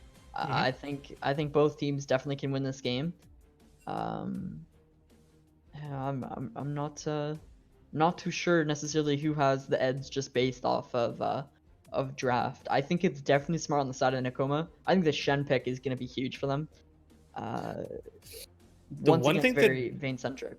Yeah, the one thing that worries me is that they first picked that Syndra, and Echo usually has a pretty good matchup to Syndra, to my knowledge, because he can basically nullify her ultimate with his ultimate. So the thing I was really hoping for with this game too was that Mansford, he's the carry on this team. He's like first team Noxus division mid laner. Like he's gotta put his carry pants on in this game. And I don't know if the Syndra first pick is the right thing. I do like that the Penguins are going towards their comfort pick, but I don't know. I feel like the mid lane may have been a stumble a little bit. Yeah, and how much are you really going to be able to play around to Nasus into an Ornn? I get that Zachary has a lot of gank potential, but Nasus doesn't. Nasus. I guess with Wither, you do have kind of gank set up a little bit. I think Zach hard camp spot lane. I think that I agree. Bot lane, so Jinx Leona, they have to let the lane push. They have to give Zach options to gank bot lane. They can't just be auto shoving under tower and giving the Vayne just free farm under tower. They've definitely got to be more on top of their wave management this game. But I'm still wondering if the Syndra pick early will be a motive for Bronze X Penguins to do good with. I'm really pulling for it, honestly, because I like the confidence out of Mansford to say, hey guys, don't need counter. Syndra, thank you. Come again. But we'll see. Echo's a really good pick into Syndra. His ultimate can negate Syndra's ultimate fully. If he dodges Syndra's stun, he can E forward and hard engage on the Syndra with Syndra having no escape tools besides a flash. So this could even be punished quite well. Oiko is a really good player, so he probably knows how to play this lane a good amount. Yeah, and my guess is that the Shen is going top lane, and that's to better cover the Vayne, because I think that they probably have identified that that's going to be the lane that Zach is going to want to gank. So having that Shen pick, and the Nasus can't stop the Shen ultimate either. So correct. Yeah, and I always find it harder to play the game when you have a Shen, because no matter how much you do to one person on their team, they just get the Shen ultimate and they don't die. Yep. So we'll see if Nekoma can fully utilize the Shen ultimates. I expect that they will. They're a good team.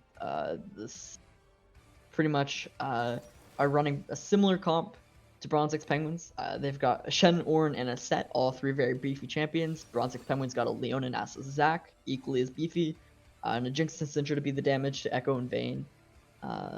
Similar drafts here. But actually, now that I'm thinking, if Nekoma can push this game early and not have the Nasus scale so much, to 1,000 stacks, then I like their chances. We've seen that the Vayne can actually do things early. Jinx necessarily isn't a really early game champion either. So, Bronze X taking a scaling route just as much as Nekoma is with the Aura and the Vayne, and even Echo. So. Yeah, it looks like both teams going much more towards their scaling options. If we see an hour game though, I might cry. So let's try to keep it let's try to keep it around the 30-minute mark. I'd be okay with that. But I have a bad feeling this is gonna go 50 minutes. Bad feeling. Yeah, so we've talked a little bit about what we expect the Zach to do. What do we think the Set is going to want to do on his side? It seems like I think he has better chances in top lane and mid. Yeah, that's very accurate. Set is a decent ganker if he can get in range for his E with his Q speed up. Shen and Echo both do have a good amount of gank setup. If Echo can land his W or just zone with his W, and Shen can land a taunt, he can do some serious damage. The one thing that I will note about top lane is you have 80-80, so Nasus can go tabbies and very effective against those two champions. Also, not a lot of huge damage from Set and Shen. So I feel like Nasus, once he gets enough stacks, can actually 2v1 that with ultimate. Yeah, I think that once you get like level 8, level 9, Nasus potentially has can 1v2 that, but I think that if you can gank him prior to that, you could set the Nasus behind. Yeah, it's gonna be important to keep those stacks under control. We'll see how efficient Archangel will be able to stack up on the Nasus. I've been there in the solo queue games where my Nasus at 20 minutes has 125 stacks, and I just say, why play that champion? So we're gonna see. Generally, you're gonna want to average triple stacks to what your CS is. That's a good Nasus. That's what I expect. So if he can maintain that, then they're in a pretty good space. Pretty good spot is the word. Sets ganking mid though will be very effective. Syndra with only one disengage tool with their E does have to hit an ability for it to really stun like into the Q. Does still have the knockback though, so I guess there's a little bit of appeal there. But generally, if the Echo is able to get onto Syndra with a WE, can definitely do some good damage there. So Infinite Blades will be wanting to look around and really put down Mansberg. Just as much as Shadow was trying to put down Oikawa last game. Yep. Yeah, so as we're looking how the lanes are stacking up, it seems like Shen would have the advantage. Shen's very powerful in those early levels. Once Nasus hits that like level 6 mark, I think the matchup will turn in his favor. Set should be more powerful than the Zac. The Zac is more of a ganking jungler rather than a dueling jungler. Mid lane, it should be relatively equal unless one side drastically misplays. And then bot lane, I think I would give it the slight edge towards the Jinx Leona, but not by much. Both scaling 80 carry picks, but the Leona tends to have a little bit more early game power. Vayne post 6, barring she doesn't get caught in Jinx traps, will definitely kill Jinx. Oh yeah. So once they hit that post 6 mark, I very much give the advantage to Nekoma. If Bean can those ultimates, you did note though before, as soon as they pick the Ornn, you mentioned it might be Ornn support, and that delays his ornaments. So on the side of Bronze X Penguins, the longer you can keep him under level 12, or is it level? What's level 13? It's either 13 or 14. They keep bumping it up. They keep bumping it up. Yeah. I think it's 13. Yeah, the longer time you can keep them under level 13, the better.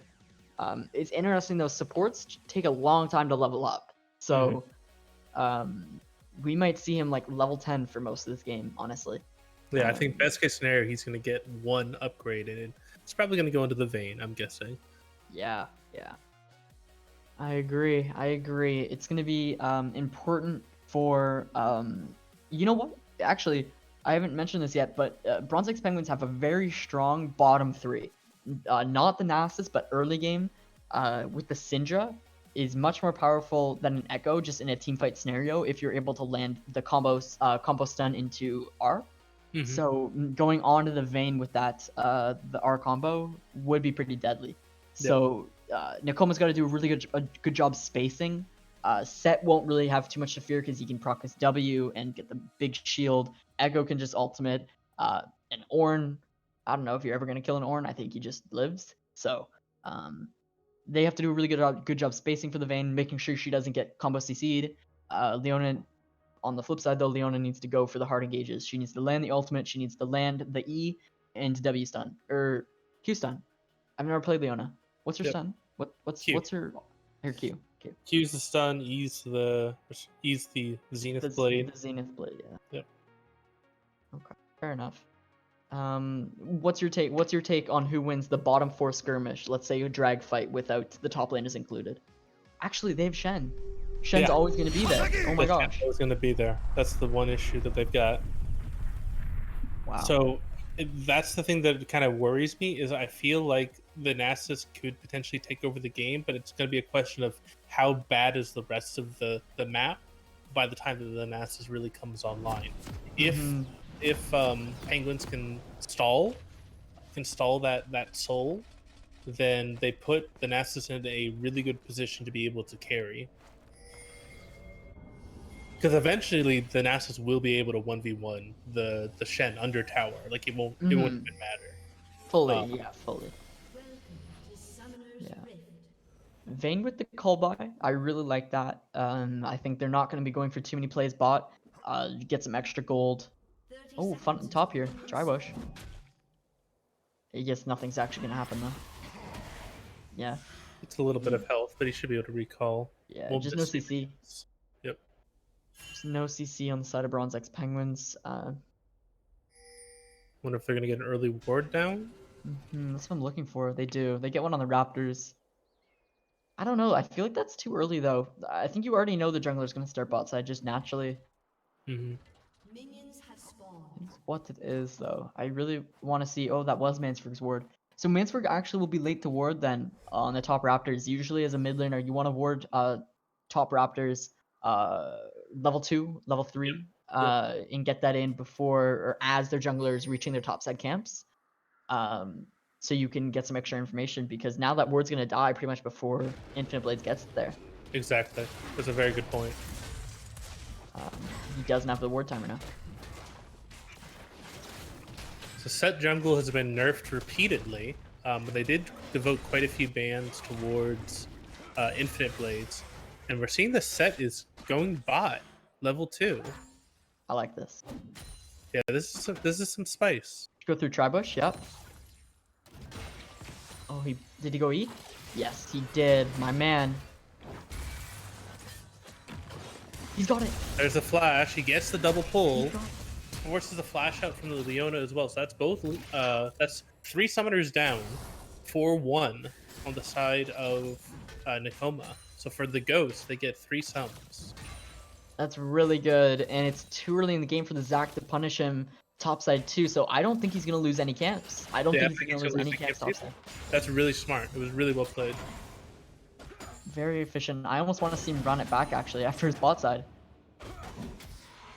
I almost want to see him run it back and gank while there's no sums because they need to abuse the no flash now. No flash on either of them. Deadly. Yep.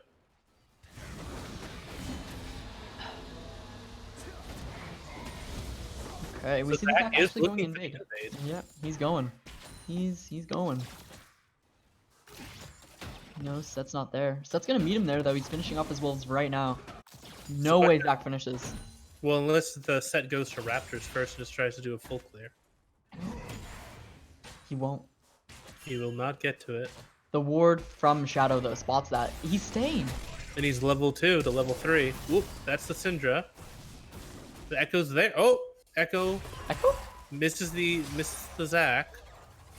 It looks like they should both be able to get out. But the Echo W is going to land. Barely misses a stun. No. So yeah, Infinite Blades does not get punished at all.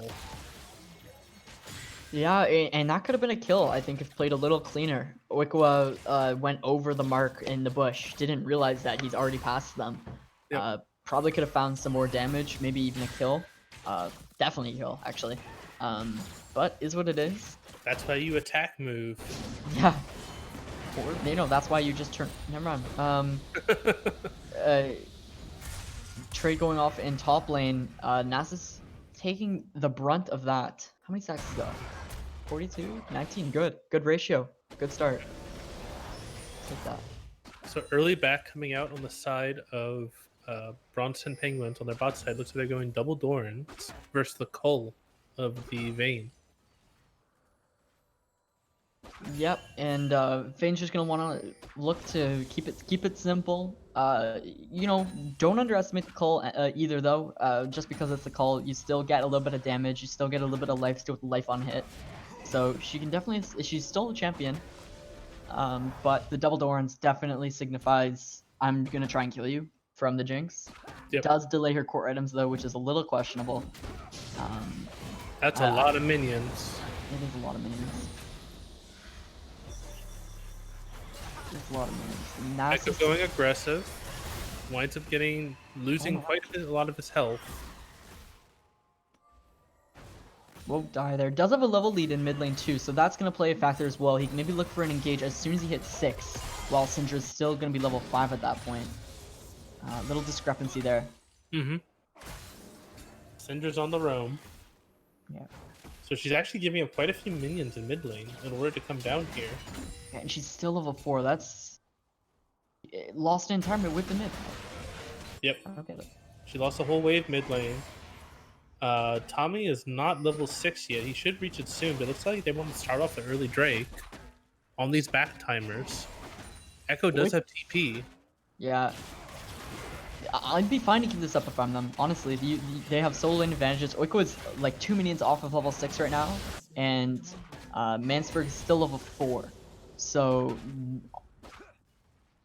Yeah, definitely worth. Might find a solo kill mid. Although Mansberg does have the TP, so he might shove this wave out and TP back. Would be the play, I think. How much gold? I don't know. I guess we'll see. Tommy, though, I do just want to point out that Tommy's doing a really good job of keeping the pressure on the Nasus and not allowing him to stack. He's shoved the wave in multiple times to the tower, and Nasus early game has a very long cooldown on the Q and will not be able to efficiently stack when minions are pressed under tower. So Tommy's been doing a really good job taking away the stacks. However, now the wave's in a really good spot for Archangel, actually. Yep. It's not crashing. It's a little frozen right now, so he'll be able to stack efficiently, and Shen won't be able to kill him because you're Shen. So yeah, I think that Archangel's pretty happy with where he's at. Yeah. He is pretty low on mana, but that's the only bad thing. Mm-hmm. This taunt top lane. Yeah, the sustain for Nasus is really starting to come online. He's basically just permanently full health, no matter what the Shen is doing. Yeah, and Nasus Q is only 20 mana, so he's feeling pretty fine. Pretty fine. If I'm Archangel, I'm definitely going to take this. There's an engage bot lane that forced out the cleanse on the Vayne. So 1 summoner for 0. Yeah, that's really good from Bronze X. Actually, no, wait. Sacrifice popped his Ignite. It did ignite, yeah. But no flashes burnt. But yeah, definitely a good play from Bronze X. Vayne's pretty low with one biscuit, but no extra pots in the tank. So won't be getting too much HP too soon, and they can keep up the pressure. They want to shove this in as fast as possible so this rebounds, because just keeping them under tower won't net them any kill pressure. Yeah, I agree. They need to let this lane push now. It's the same mistake that Tommy's making top right now. He's not letting the lane. He's not letting the lane go neutral. Yeah, he's got to stop autoing the minions. See how he's just autoing them? Yep. Gentlemen, you do not want to do this, especially against the Nasus, purely because it just freezes the wave for Nasus and he's able to stack. So Tommy goes for a trade here, but with grass for the Undying, you're really not going to get too much out of that. Yeah, Nasus will just sustain up with his passive. Mm-hmm. Set's coming in for a gank bot lane, but he's on a pink ward. Yeah, does have Ghost too though, so he can always just wrap back around after he finishes off these wards and looks for a play. NASA stacking really good. What did I say before the game? Triple is generally pretty good. He's got 59 CS and 156 stacks, so right in that range. He's on a really good pace with 160 stacks now. Looks like they're trying to get a push out so that way they can get a recall in bot lane. This wave looks like it will crash. Yeah. So yeah, in general, I think like a big thing from this game is, hey, think about who you're playing against and think about how they would want the minion waves to be. Like the Vayne is perfectly content farming under tower. The Nasus is perfectly content farming under tower. Don't give them that opportunity. The issue though isn't arising from it's not even under tower because Nasus typically would find an issue CSing if it's constantly shoved into the tower because the long cooldown of his Q, but because it's actually frozen just in front of the tower range, he's perfectly fine there. So just to clarify for the people watching that it's not necessarily under tower, it's frozen in front of the tower. Exactly. Good point. Moving on though, we see a double Dark Seal coming out from Echo. Engage from the Leona. That's a Vayne ultimate coming down. Leona ultimate misses, but that's a stun down. That should be a kill. First blood goes to the Jinx, but that's a trade back onto the Ornn. Yeah. I like that. That was really good. That's actually was. you take that. You take that. You do take that. Nasa's ultimate coming out. Shen's Shen dead. went aggressive. Yeah, Shen's definitely dead. Yeah. There we go. Nice. Really well played by Archangel. He's Yeah. Okay. in as Shen, that's really not what you wanted. Does still have TP, but giving the Nasus more gold like that definitely will not feel nice. and I'm pretty sure that was a plus 12 too. I'm pretty sure he actually did the killing blow with the He did, siphoning yeah. strike. Flash queued, so a lot of stacks given over there, and the Jinx gets a kill. Vayne only gets an assist. No sums left in either lane in terms of flashes. The cleanse coming up for Vayne and the ignite on the Leona. So maybe Vayne will have a little more survivability from the engage there. But a Drake spawning here, or Drake already spawned, sorry. Whoop, there's an ult from the set, trying to pull back this Nasus, waiting for the Shen to show up. Shen does have ultimate if he wants to go for this. Nasus won't die here. In the meantime, Bronzex is getting Dragon. Yeah, so a little bit of forced play by Infinite Blades, gives over the second Drake. Very well played by Penguins to basically trade the objectives now.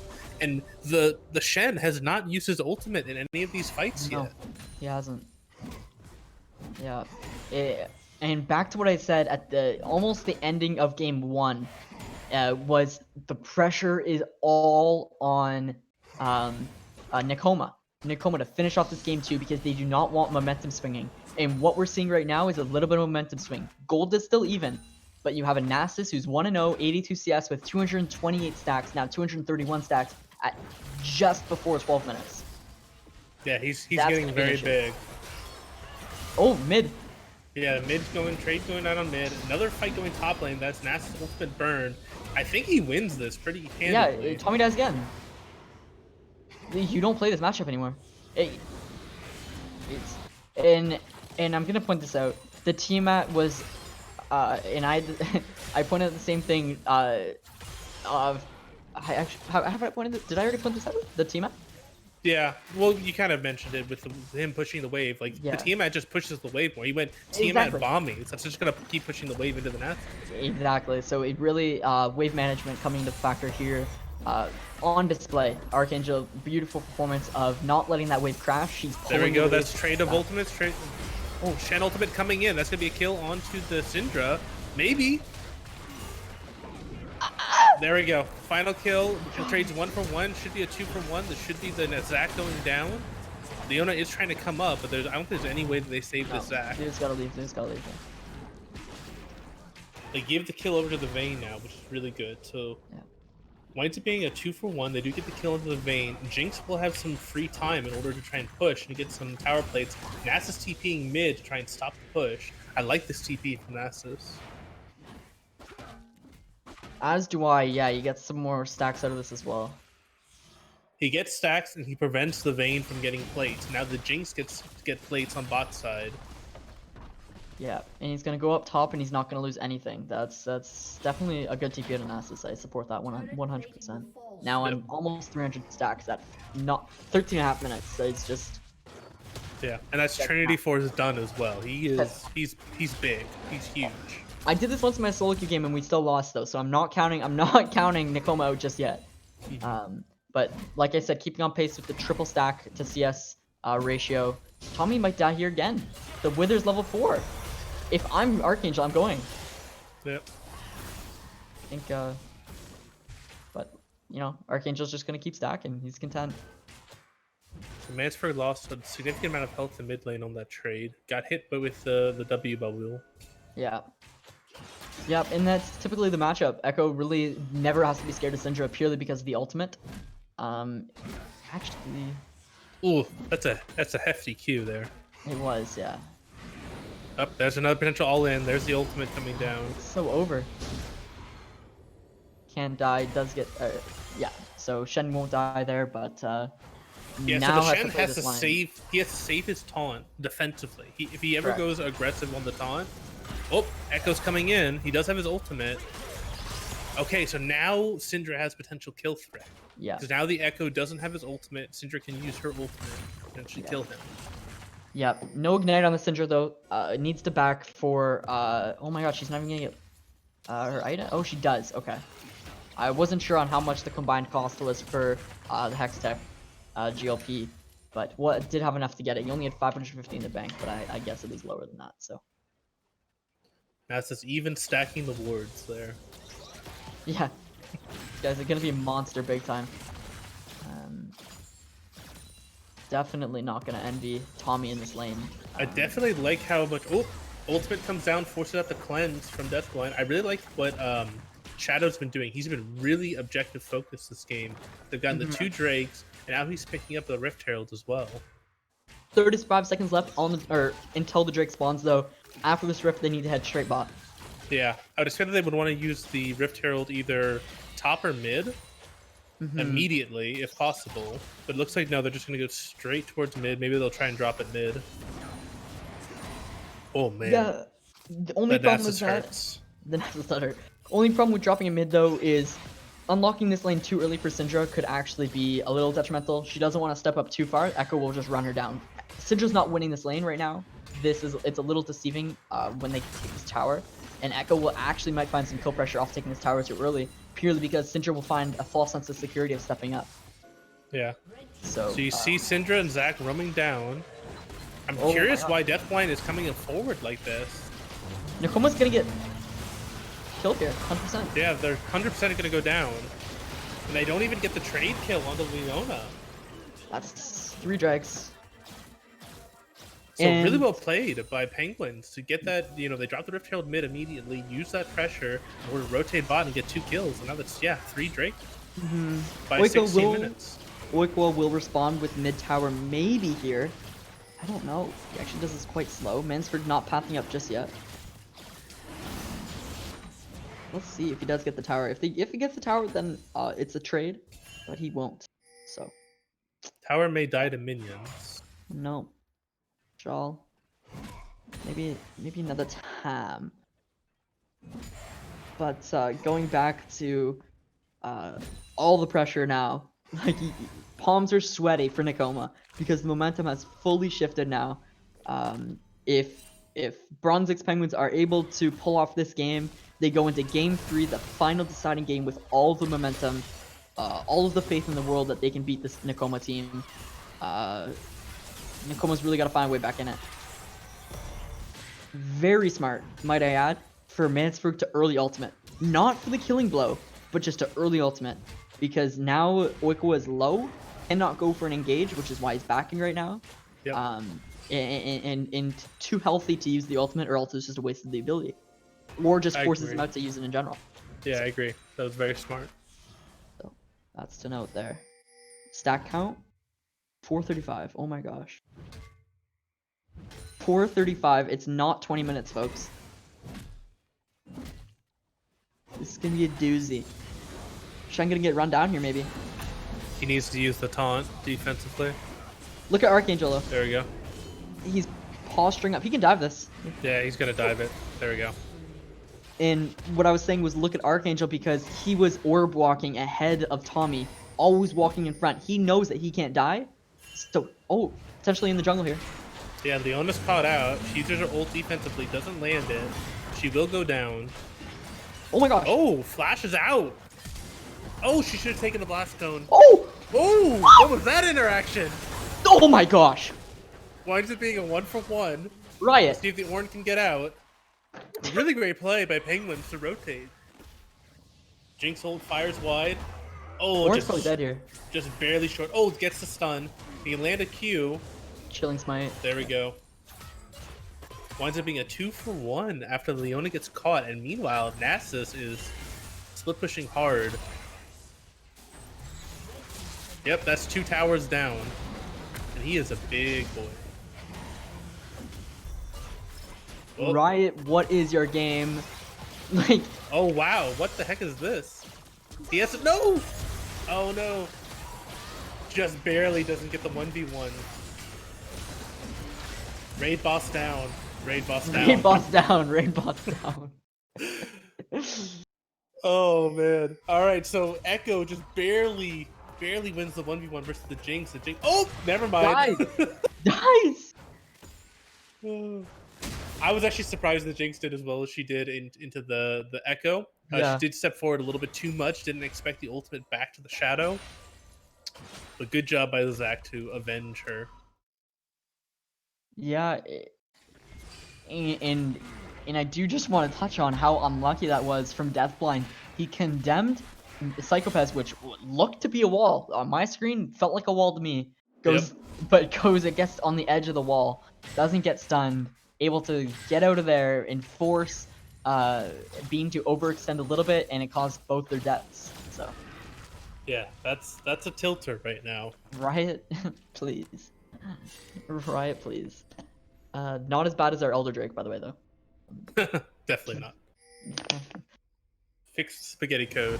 Yeah. You know, you get the Vayne condemns. Ornn? Oh, Ornn is going aggro. The Vayne's here though. They don't win this. They don't win this. There's the Wither. Wait, maybe they do. I don't know. No, they don't. They definitely don't. But like, who knows? I feel like if yeah. Oh.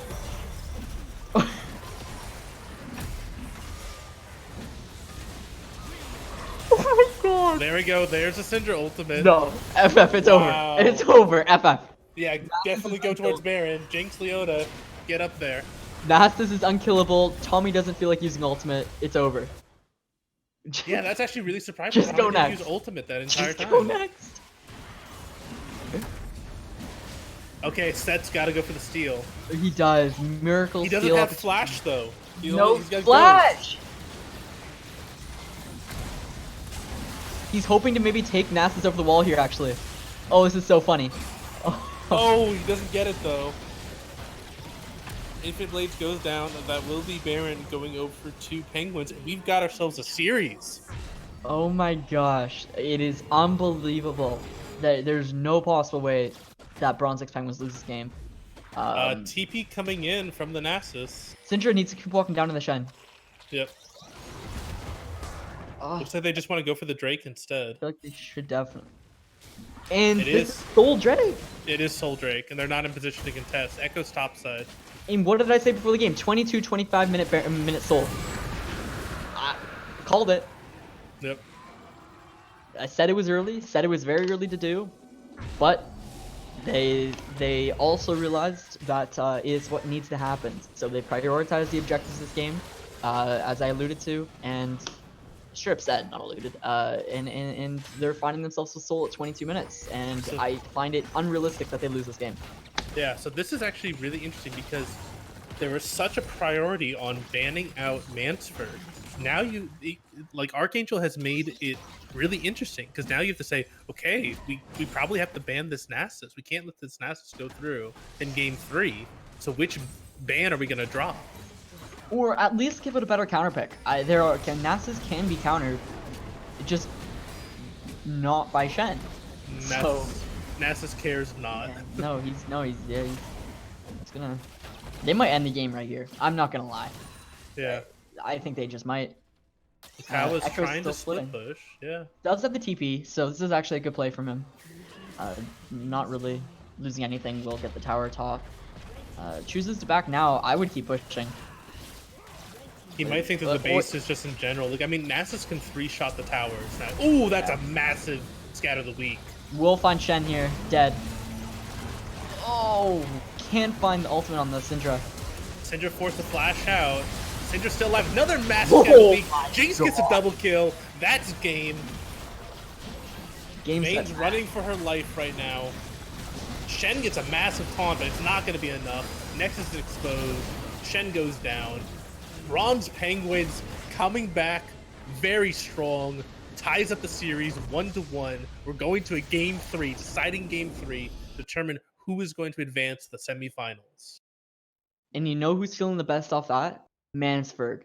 First pick Syndra, blind the entire game, first pick in the entire game, and goes 5-1-6.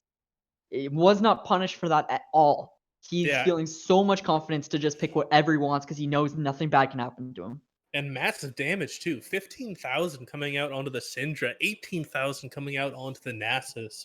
So the solo lanes for the Penguins coming up huge. Even the bot lane. I mean, even the bot lane did great. They won the 2v2.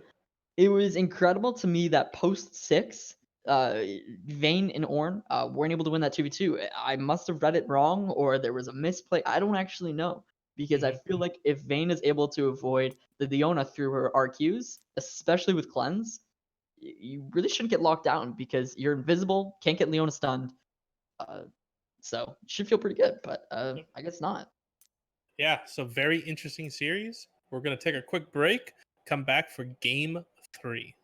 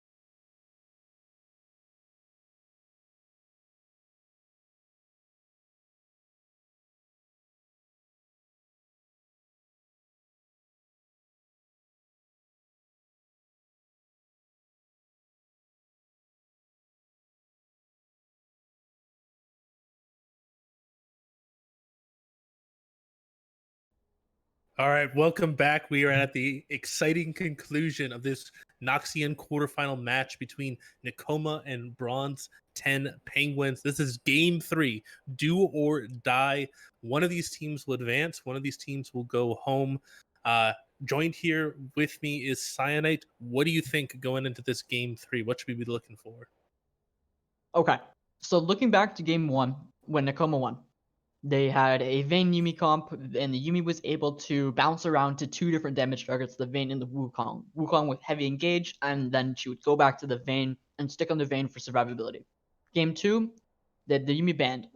They seemed a little too reliant on the flex picks they made. They put a Shen top against a Nasus that ended up being extremely bad for them.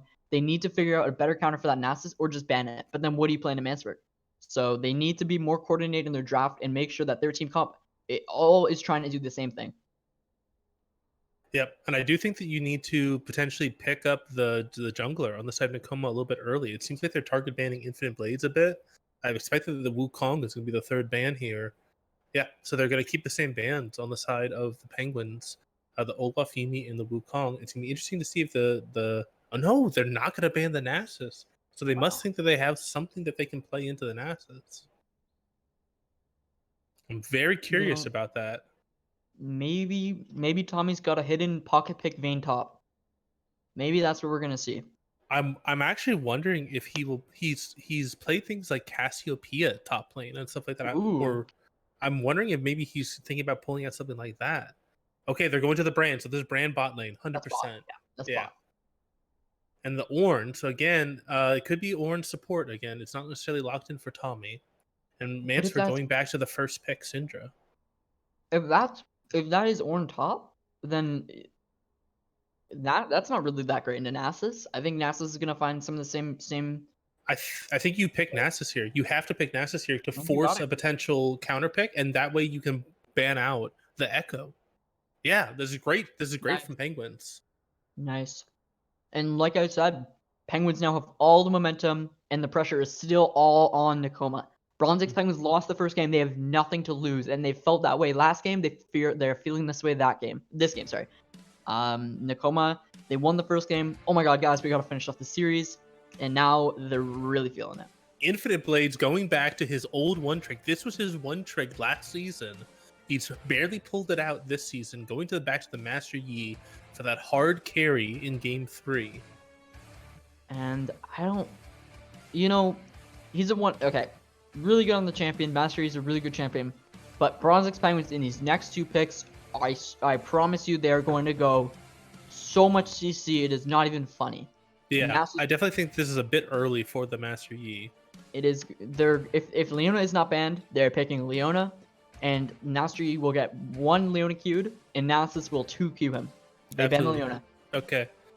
Let's see. Bronze Penguins potentially go for Skarner. There's a possibility potentially. For Vi maybe. Trying to think about what has like really easy CC. But you're right. They need to get CC. They need. We might somebody see to welcome me. either a Nautilus or an Alistar coming out on the for Psychopez. And they're going for the Lulu. So this is setting up potentially for another Vayne pick. Oh no, sorry, it's a Brand bot lane. What am I talking about? So Brand Lulu bot lane, or it could be a Lulu Flex top lane. That would just be so gutsy. Not even funny. That would be so gutsy. See if they do it though. There's the Alistar. This is Psychopez's kind of like signature pocket pick. Is the Alistar? He's been favoring the Leona more this season, but he's really known for his Alistar. See, but they're gonna round it out for the jungle. They need something with more hard crowd control. They're going back to the Zac pick. The Zac can interrupt the Master Yi with his ultimate. It's a bit harder to get the Master Yi locked down with the E, but you can lock him down pretty easily with the ultimate. Yeah, that wasn't exactly what I was looking for to the jungle pick. I like the Zac, and he was really good on the Zac last game, but no really point and click CC to stun or stop the Master Yi in his Nocturne. Nocturne? Is that a Nocturne mid? Nocturne mid? I think it's a Nocturne mid.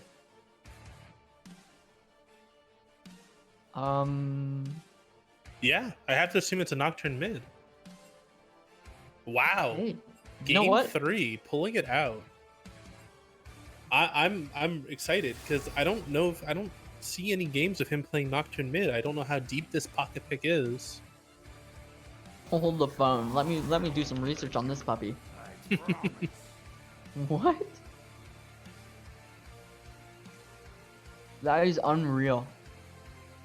Yeah, I respect that so much. We gotta check the back see end, see if we can see any Nocturne games. Wow. I'm not seeing any Nocturne games. Me either. Okay, I see he's played it twice this season. Okay.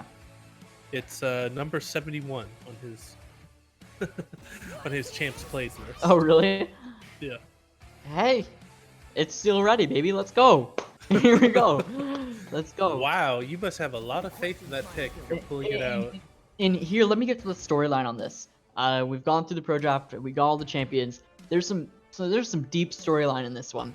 We've got Oikawa and Mansford. Now, Oikawa was not severely, but he was definitely disappointed, and he was kind of getting a little angry in chat that he wasn't voted to the All-Star team. He thought he deserved a first or a second team. He thought he played well enough. Mansford ended up taking the first spot on the mid for the first team All-Star, and Oikawa was a little tipped off about that. So now in this game here, game 3, quarterfinals, not the finals, but hey, if you lose this, you're not going to the finals anyway. So this is it for both teams right here. This is their chance to show that they're better than their opposing player. For top lane, this is Tommy on the Lulu. What? Tommy's on the Lulu, Beans on the Ornn. Tommy on the Lulu into a Nasus. I need to see this. I need to see it. Yeah, I need to see it too, because I feel like the Nasus eventually, like, yeah, the Lulu's got polymorph, but the polymorph doesn't last as long as the Wither does. Yeah. Wow. That stopped me in my tracks, because I was gonna go down the line. I was gonna say like Archangel and Tommy, like I need to see who's the better player. I was gonna go like Shadow. I need to see how you play against a Master Yi jungle. Like Mansford, I need to see how you shut down a Nocturne level 6 ultimate onto your face when he spell shields your E. This is for all the marbles. So if you think you deserve the All-Star team, let's see why. And if you think you deserve MVP, let's see why. I'm wondering if they're gonna try to funnel the Master Yi with the Lulu or something. Very possible. Yeah, that's very possible. Yeah, I definitely have to say, like, very curious draft from Nekoma. I feel I like Penguins draft a lot more. I feel like they've got the advantage coming in. It's up to Nekoma to kind of prove me wrong and show me why this is what you would go to, do or die game 3. Now, here's the thing: do we see a switch between top and sport? That's what I'm looking for right now. If we see the switch, I mean, yeah, technically they could swap. just between champions, is that allowed? I'm pretty sure people are allowed to just swap champs after their initial pick. They are, but Yeah. I don't know. It's just interesting because we saw the orange support last game. It didn't work out. And so you're running it back with a lesser ADC, like you're a brand and a Vayne. I don't know the pros and cons to both. But I don't know what the brand gives you that the Vayne doesn't in terms of that lane. I don't see kill pressure. I don't know. I don't see how. I don't see win cons. Yeah, on the it side of feels Nekoma. like they're going back to comfort or something. It's so solo queue. Yeah, it feels very slow queue. You're right. Because the Lulu is not going to be able to match the Nasus. I don't even know if the Master Yi can match the Nasus. No one on that team can match the Nasus. That's what I like. Maybe Brand, because if he hits a stun.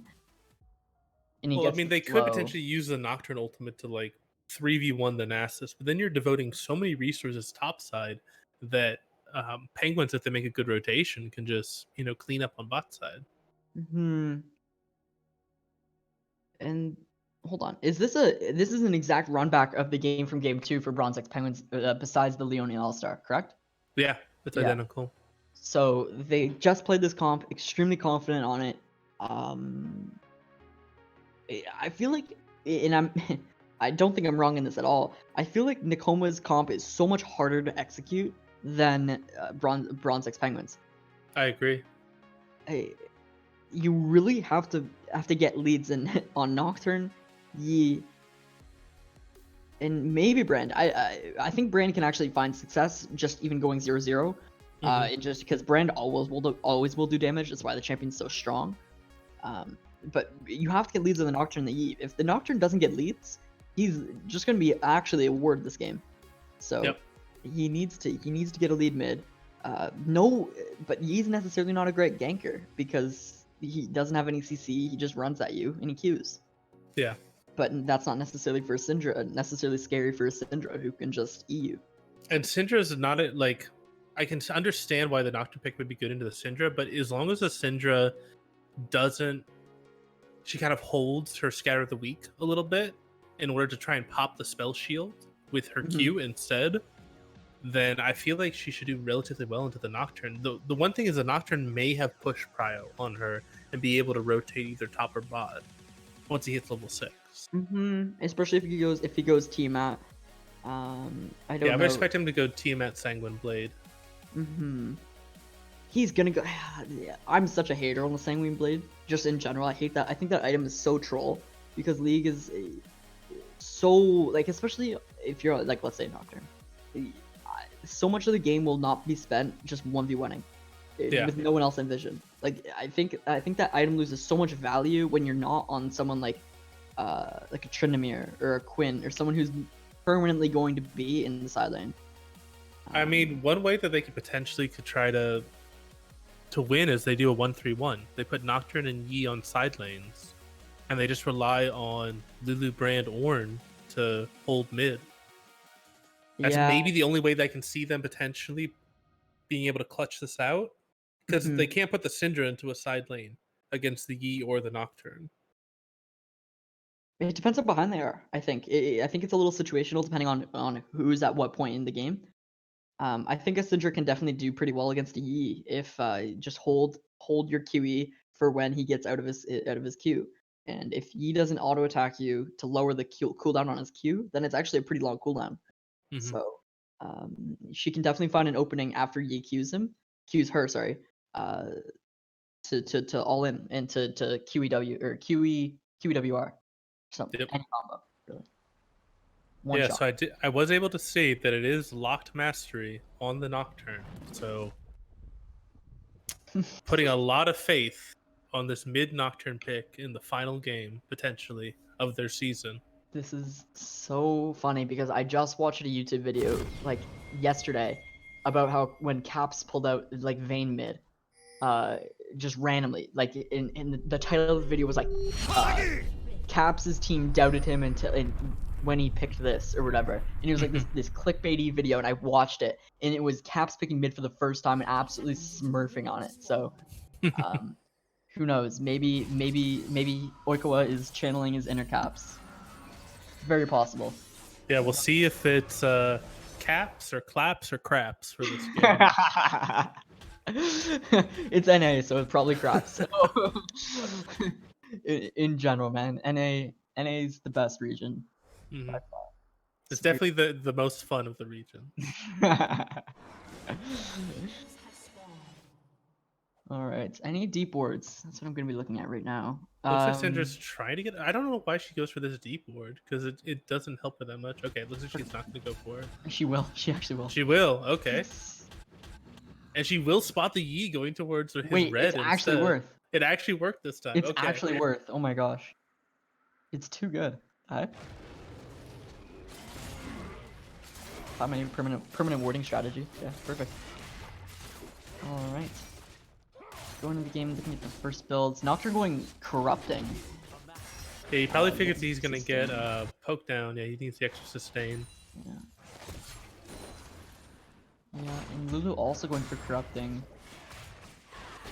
So Nocturne does have some very scary dueling power. Like a lot of people underestimate how good of a duelist he is early game. His fear just lasts for a really absurdly long amount of time, and he can usually win duels off of that fear duration. You know, and something needs to be said about how many times has Mansford played against Nocturne mid. Exactly, that's a very good point. I think it's, you know, maybe Oikawa doesn't play a lot of Nocturne mid, but Master Yi looking for level 2 gank top lane. Yep. They're actually gonna get him. Maybe he's gonna have to flash, guaranteed. He'll probably have to flash. Lulu only level 1, doesn't have the polymorph. Yeah, so Nasa's able to walk that one out. For a second there, I thought the Syndra was going to take the blue buff. Yeah, if Lulu was able to hit level 2 and get the polymorph, then it stops Nasus from flashing, and maybe they go a little harder on that, but didn't actually get anything. They didn't even get Nasus flash, so you know, it is what it is though. Good attempt. Yep. So both of these junglers aren't the best at the early game ganks. Zach really wants to try and get level 4 at least before he starts looking for the ganks. The E range really starts to go up. Master, you looking at top. Yeah, he's looking for another gank top. That's warded though. I feel like he's forcing so hard. He just needs to try and power farm, try to get 6 as fast as possible. Jungler's gonna trade scuttles, and you know, if Bronze X Penguins just panned to the Yi and looked at his buffs, they would know he hasn't done his blue buff yet. That's or else true. he'd have the double buffs. So I'm interested to see if Shadow goes in Keika's blue, but it looks like he's gonna go for a gank bot instead. Yeah, he's going bot instead. He's not warded out. There's Psychopath going in. He misses the E. They pop the Ignite onto the Ornn. Ornn is unstoppable, doesn't get stopped by the Chompers. Whoa. And he is able to walk it out. Really good play by Bean to actually use the unstoppable of the Ornn W. That so was he doesn't get caught by the smart. Chompers. Extremely smart, but the reason I said that's a kill is I totally thought Psychopath was gonna flash auto for the stun. I thought he had the stun procced and he was just waiting for an auto attack. But I guess he didn't, because I would have liked to see him flash auto for the stun and maybe get the extra lockdown, and I think they would have gotten a kill with the Chompers layered over that.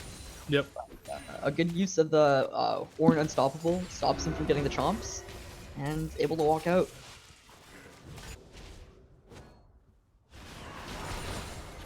Good job look at from the that, man. Nocturne to negate that spell.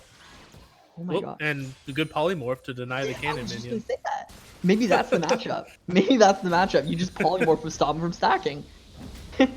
Oh man, W max first. Arkin's doing a really good job though. He was keeping that wave above tower, but unfortunately was taking too much poke too early in the game to do that. and has to have it shoved under.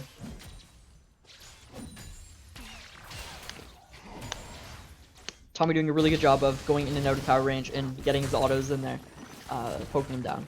Yeah, it looks like he has been able to punish this Nasus a little bit more. He also ran the exhaust of this game.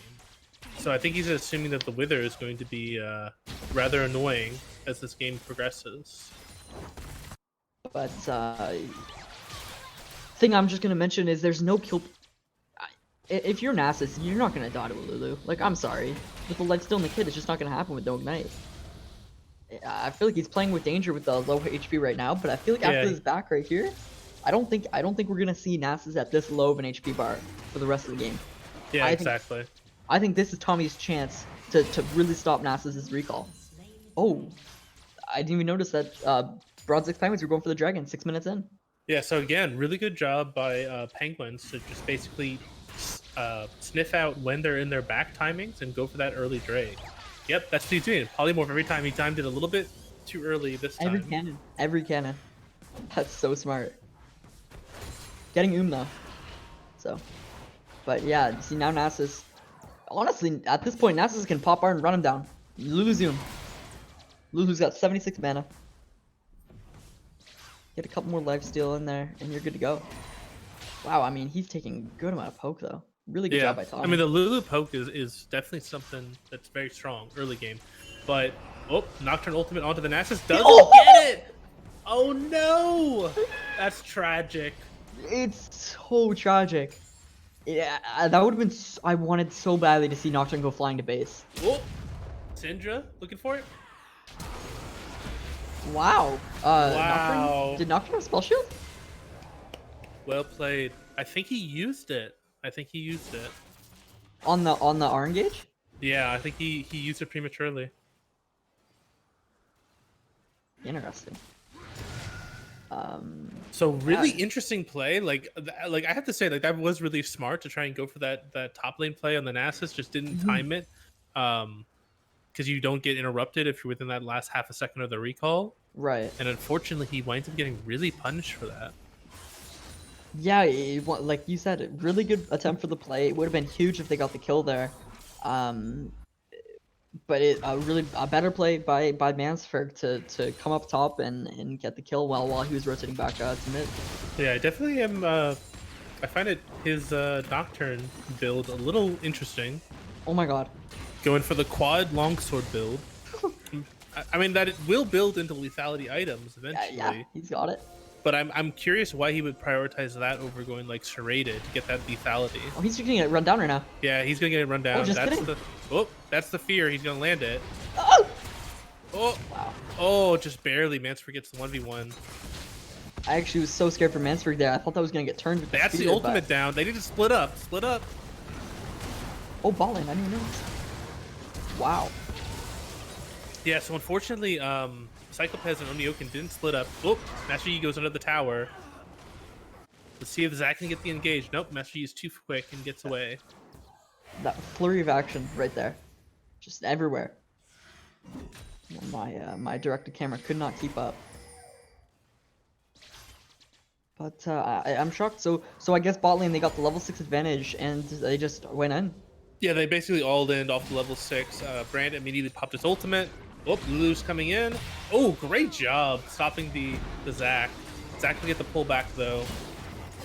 But that slow is doing a lot of work. Yeah, not enough stacks on the Nasus yet. You see the ratio's a little less in this game purely because of the Lulu being able to poke him out and not being able to stack him up the net. Wow, I can't speak. Oh my gosh. Stack up the Nasus. He was under tower for most of the game. So the long cooldown coming to bite Archangel. Looks like they're trying to set up a 4-man dive in bot lane. Alistar does not have level 6 yet. Brand ultimate is still on cooldown. Looks like they're going to be trading for the Rift Herald and top side on the side of Penguins. Yeah, Rift Herald top.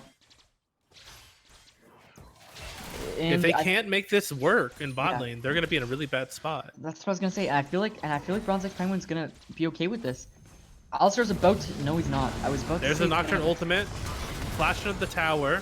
This is dead. Yeah, they're both going to go down, it looks like. And Orange survives. So very clean dive. Winds up getting 2 for 0. And they'll Nicely get at done. least two. They'll get at least 2 plates as well. So that's Nicely definitely done. Abusing the fact that Alistar's late hit level 6 doesn't have the undying ability where he literally just doesn't die. But yeah, they get a lot off that, and Brunswick's Penguin's gonna look to come back up on the map and get their second dragon here in 35 seconds. Nasus top lane though. Yeah, Nasus looks like he's gonna run him down. Good orb walking to try and get ahead of the Lulu. Takes half her health. Yeah, no TP on the Nasus though, so won't be able to join them for the dragon fight. To be noted. That's the mid lane. scatter of the week. Looks like the spell shield only blocks one of the projectiles. Yeah, and you know what? That's really big for the dragon, actually. In 9 seconds, Oikawa, if he backs, even if he doesn't back, he's low and won't be too effective in the dragon fight. Yep. Shadow along with Bronze X Penguins can look something happen on the dragon here. He can maybe look for Smite still. I don't know if they're gonna start it. Definitely think they should fight this. Yeah, I agree. And I think that, yeah, Mantifer's got the lane pushed in. That's not it. That's not Good it. stun by the Alistar. Alistar pops his ultimate. So that's Okay. Alistar ultimate down. Mantifer's a little bit caught out right now. I think he's fine to be here as long as the Ornn ultimate stays down. And he rotates behind them. Ooh, great job dropping the Rift Herald bot lane to kind of force their hand a little bit. It looks like they're going to try and turn and burn it. Zach only level 5. Zach They gets got the it! smite! That's a lot of brand damage, though. Jinx is definitely warmed up. That's worth. Zach- That's worth. Yeah. Back out. Zach will go down. Winds up being a 1-for-1, or sorry, 1-for-2. That's worth. But yeah, Zach gets it. So that's the Go Drake home. stacking. That's it.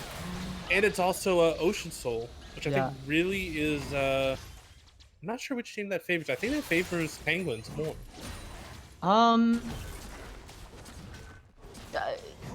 Honestly, pretty good on both teams. I think the Yeah. E will definitely benefit from Ocean Soul as will the Nocturne. I guess the Lulu doesn't make as much use out of it though as she may like. Oh, this Jinx is overstaying. She's gonna get run down by this E in about 5 Yi, seconds. no ultimate though on the E. Oh, no ultimate. Yeah, damn. Yeah, if Yi had ultimate, that would have been a kill for sure. Unfortunately. Wow, this is greedy. But she's got the Alistar protecting her now. Yeah, I think she's okay. They don't know. Maybe they do actually. The back timers on Nekoma to stay for this. Good job by Psychobez. Buffering that. Oh my gosh, he heals so much. Hello? Yep. Right, fix that champ.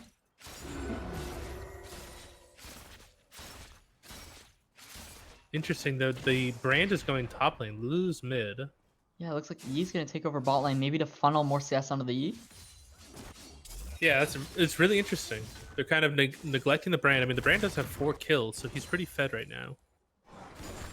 Yeah, and I talked about it earlier that I think the brand will find the easiest time into the Nasus, especially with the haunting guys. Oh, they're gonna look for play here. Oh my gosh. Jesus Christ, that's so much damage. They're not able to kill him, and he gets a favorable summon to trade. Oh no, Nasus flash. flash for flash. I wanted Nasus to flash in on the brand so badly. Brand was Yeah, if he- flashless. Yeah, if he flashed in, he would have killed him with a single Q, I think. Oh. Archangel taking the safe route, flashing away instead of in. Smart man. Smart man. Doesn't wanna go for the coin flip play that I certainly would. But that is also why. This is And so point odd, the play. lane assignments they have. Like, nobody's still farming looking for jungle fun. anymore. They're still looking for a play, but they've given Nasus time to lifesteal up. Yeah. So wasting time, doing a little bit of nothing, fostering. Bot lane, we've got an Ornn and an Alistar in a stare-off contest. Yep. Bushes. Second one's Fez mid lane. needs. We need more cowbell. That's what we need. Yeah, that's what we need. No one's mid lane. Someone's TPing to bot. So now Brand is going back bot lane. So it looks like they were trying to get some type of pick onto the Nasus, but now they're going back to more standard lane assignments. Oh god. That hurts so much. And the Lulu's going the supportive build. She's going Mikhail's. She is going to be so useless against that Nasus very soon, folks. Very soon. I think Nasus could just dive her right now. That's what I'd be doing. I'll tell you that much. Well, with Polymorph down, he should definitely go on her. Definitely go. Oh, he's still playing really conservative. Okay. She's gonna pop the Mikhail's Crucible if she needs to. They're going down onto the Ornn. Brand has ultimate. That's a massive ultimate coming down. Ornn looks like he's just gonna barely get out. Has forced to flash rocket. though. Jinx's rocket. No mana. He does. No mana though. But no mana. Whoop.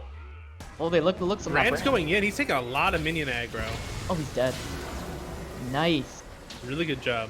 Really good play there by. I was very confused why the Brand kept trying to go forward. There's the Jinx rocket.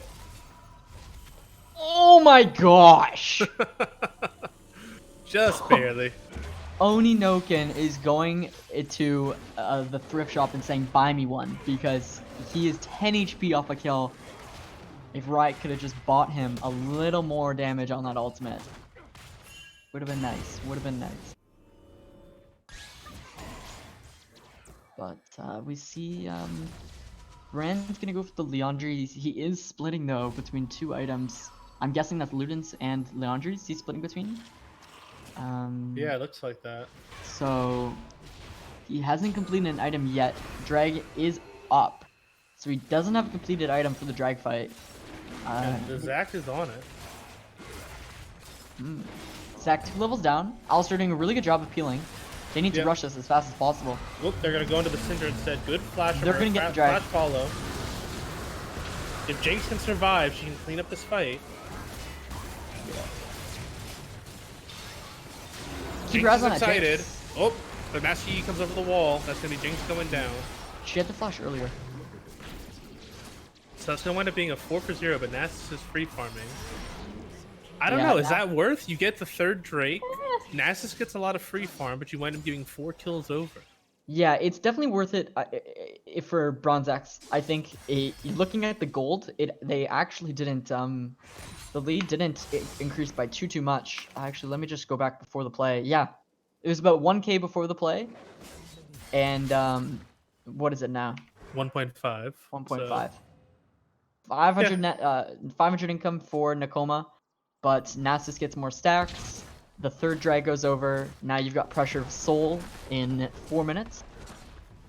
So I guess we'll see what happens. I think it's a little too early to say what's worth. Oh my god, Lulu. Ooh. That's both her ultimate and her E. She gets the polymorph down. I think that Mancer can run her down. But Master Yi is coming in. He does not have ultimate. No ghost either. I think looks like they're trying to posture around this Rift Herald. I think this is a good play from Nekoma. Try to be proactive with the Rift Herald. They do see the Jinx of the Alistar bot lane. Yeah, Jinx can send a rocket up if she needs. They haven't started it yet on the side of Nekoma though. They do. They're just gonna posture this, and I don't think this favors them. It's giving more time for Bronze X Penguins to rotate up. Jinx is stopping for the red buff. Yeah, and she will be there for the fight. So yeah, I think Nekoma lost their window now. And you know what I always say. Actually, I'm not giving away. Never mind. Nope. Nope. not on live. So they're still posturing around this Drake, or sorry, the Rift Herald. And Cinder was able to get some poke damage there too. It won't stick though. They're actually able to heal up.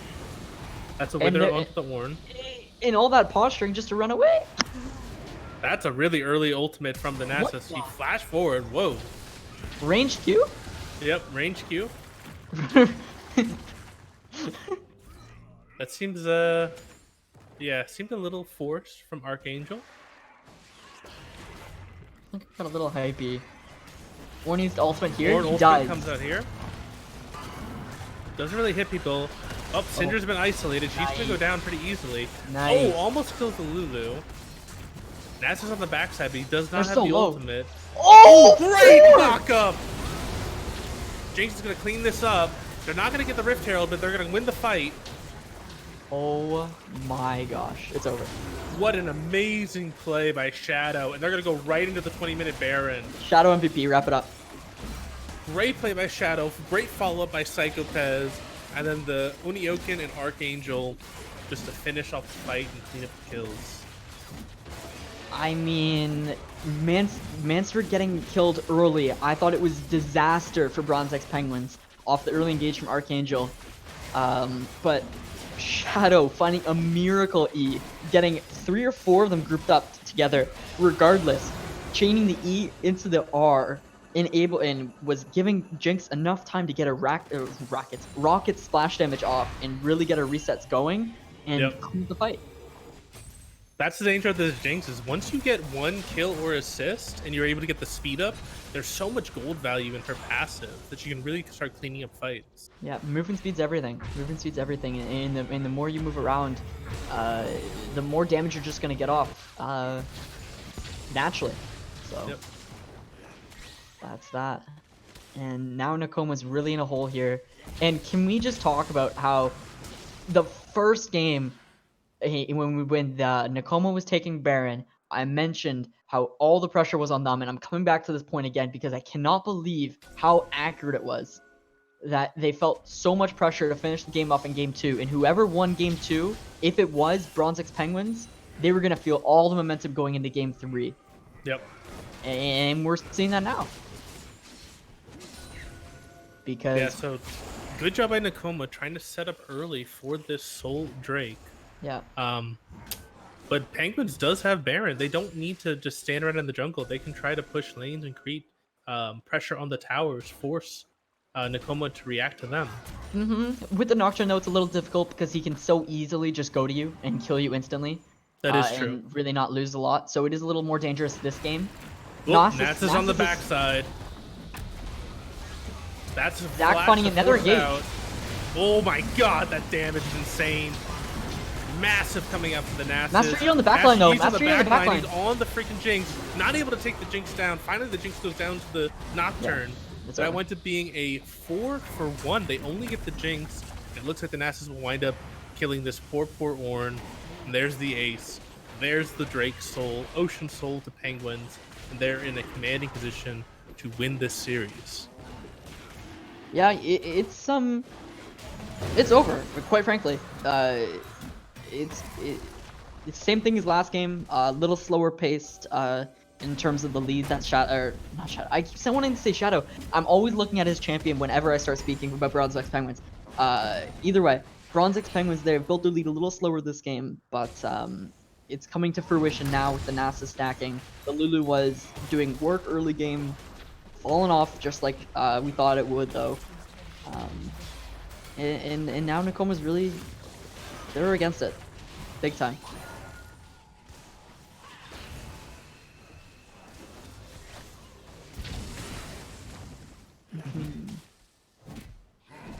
And I will also bring up that if you watched the pregame where we had Psychopeds talk about the matchup, he did think that it was going to be a 3-game affair. So his prediction did come true, and he predicted that his team would take it 2-1, and it looks like they're in a very good position to make that a reality. Yeah, and just looking at the Ornn, you're 24 minutes in almost. You were level 10. You're not close to your Ornn upgrades. You're not going to get your Ornn upgrades till 40 minutes, maybe. Yep. Like, Yeah, this is one of the reasons why both Ornn support and Ornn jungle have fallen out of favor, is you just never make use of your passive, and the passive is where a lot of Ornn's value is. So they really did kind of kill Ornn jungle and Ornn support with the changes they made to his passive.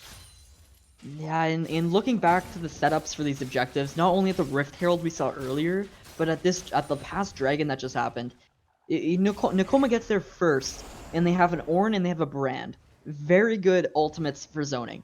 And they didn't create any pressure in the alleys and the lanes that Bronze X Penguins were going through. In the river, you can use your Ornn ultimate when everyone's funneled down the middle of the alleys and just hit everybody. Chain it with the Brand, chain it with a Nocturne ultimate, put Nocturne in the middle of everybody, Lulu ultimate on top of Nocturne. You've got yourself a great comp. Yep. But they Yeah, I haven't definitely have used their to. ultimates. I have to give a lot of credit to Shadow. Shadow's been the one who's been pulling the trigger faster than Nekoma. Like it seems like in every single fight, he's always the one who's pulling the trigger first, and basically Nekoma's always on the back foot. They're not the ones that are able to get that engage, able to get those big Ornn ultimates, those big brand ultimates. Yeah, yeah. Shadow's been the man, the myth, the legend this game for sure. His Zac engages have been very, very clean, uh, and he's really putting in a lot of work for the team in the back half of these fights. Which was a little contrary to what I thought the pick might be. I thought the pick might be a little tough to handle the E, but you know what? Hey, you don't need to worry about a E when you got a 900,000 stack Nasus and a great first engage. So. Mm-hmm. Ooh, that's a lot of damage. That might be a death for the Nocturne. Just barely survives. Flash forward from the Syndra, but the Nocturne is able to get out just barely.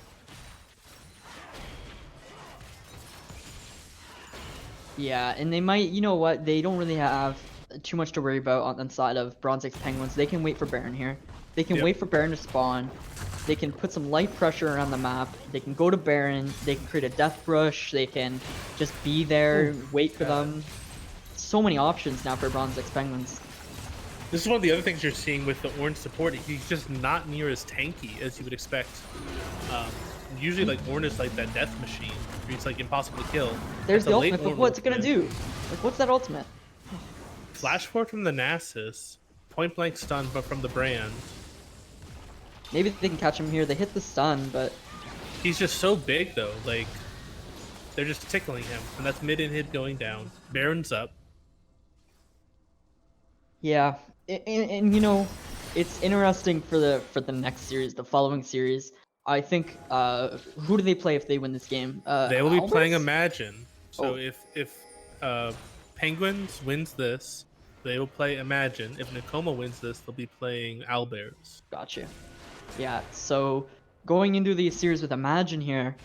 Oh, here's an engage on the Nocturne though. That's a defensive Nocturne ultimate down.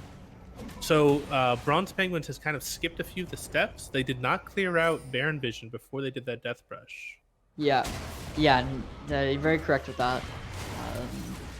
But their so ahead doesn't actually matter, so they're able to just.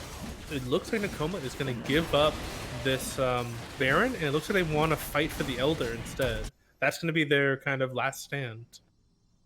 Yeah, and Brand is still strong, don't get me wrong, he's 5-2 and 4, he can still find the hope for really good engage. It's not like Syndra and Jinx are unkillable towards that. It's just now, who's going to kill the Nasus? I mean, you've got to kill them fast enough, and the Yi will be able to do damage. Yi's got to survive, though. Yep. That hasn't really happened, so we're going to see they need to switch, they need to all smurf right here. They need to smurf. They need to put on their I'm Diamond 2 pants. And put in some work in this last fight here. Mm-hmm. Nasus has TP. If I was Penguins, I'd be sending Nasus top lane. Yeah. And just threaten. Yeah. Brand does have TP as well, though. That's why he's clearing top wave. Baron's gonna be running out soon. I think. I don't actually know the timer on it. I don't think the brand can hold the Nasus though. It's gonna be really interesting. Yeah, no. So Penguins doesn't need to do anything. They just stall here. They don't do anything. They've got the mid push because the inhib's down. They've got the Nasus in the top lane. I don't think Brand can 1v1 the Nasus. So all they want to do is just stall. And they're doing a really good job here.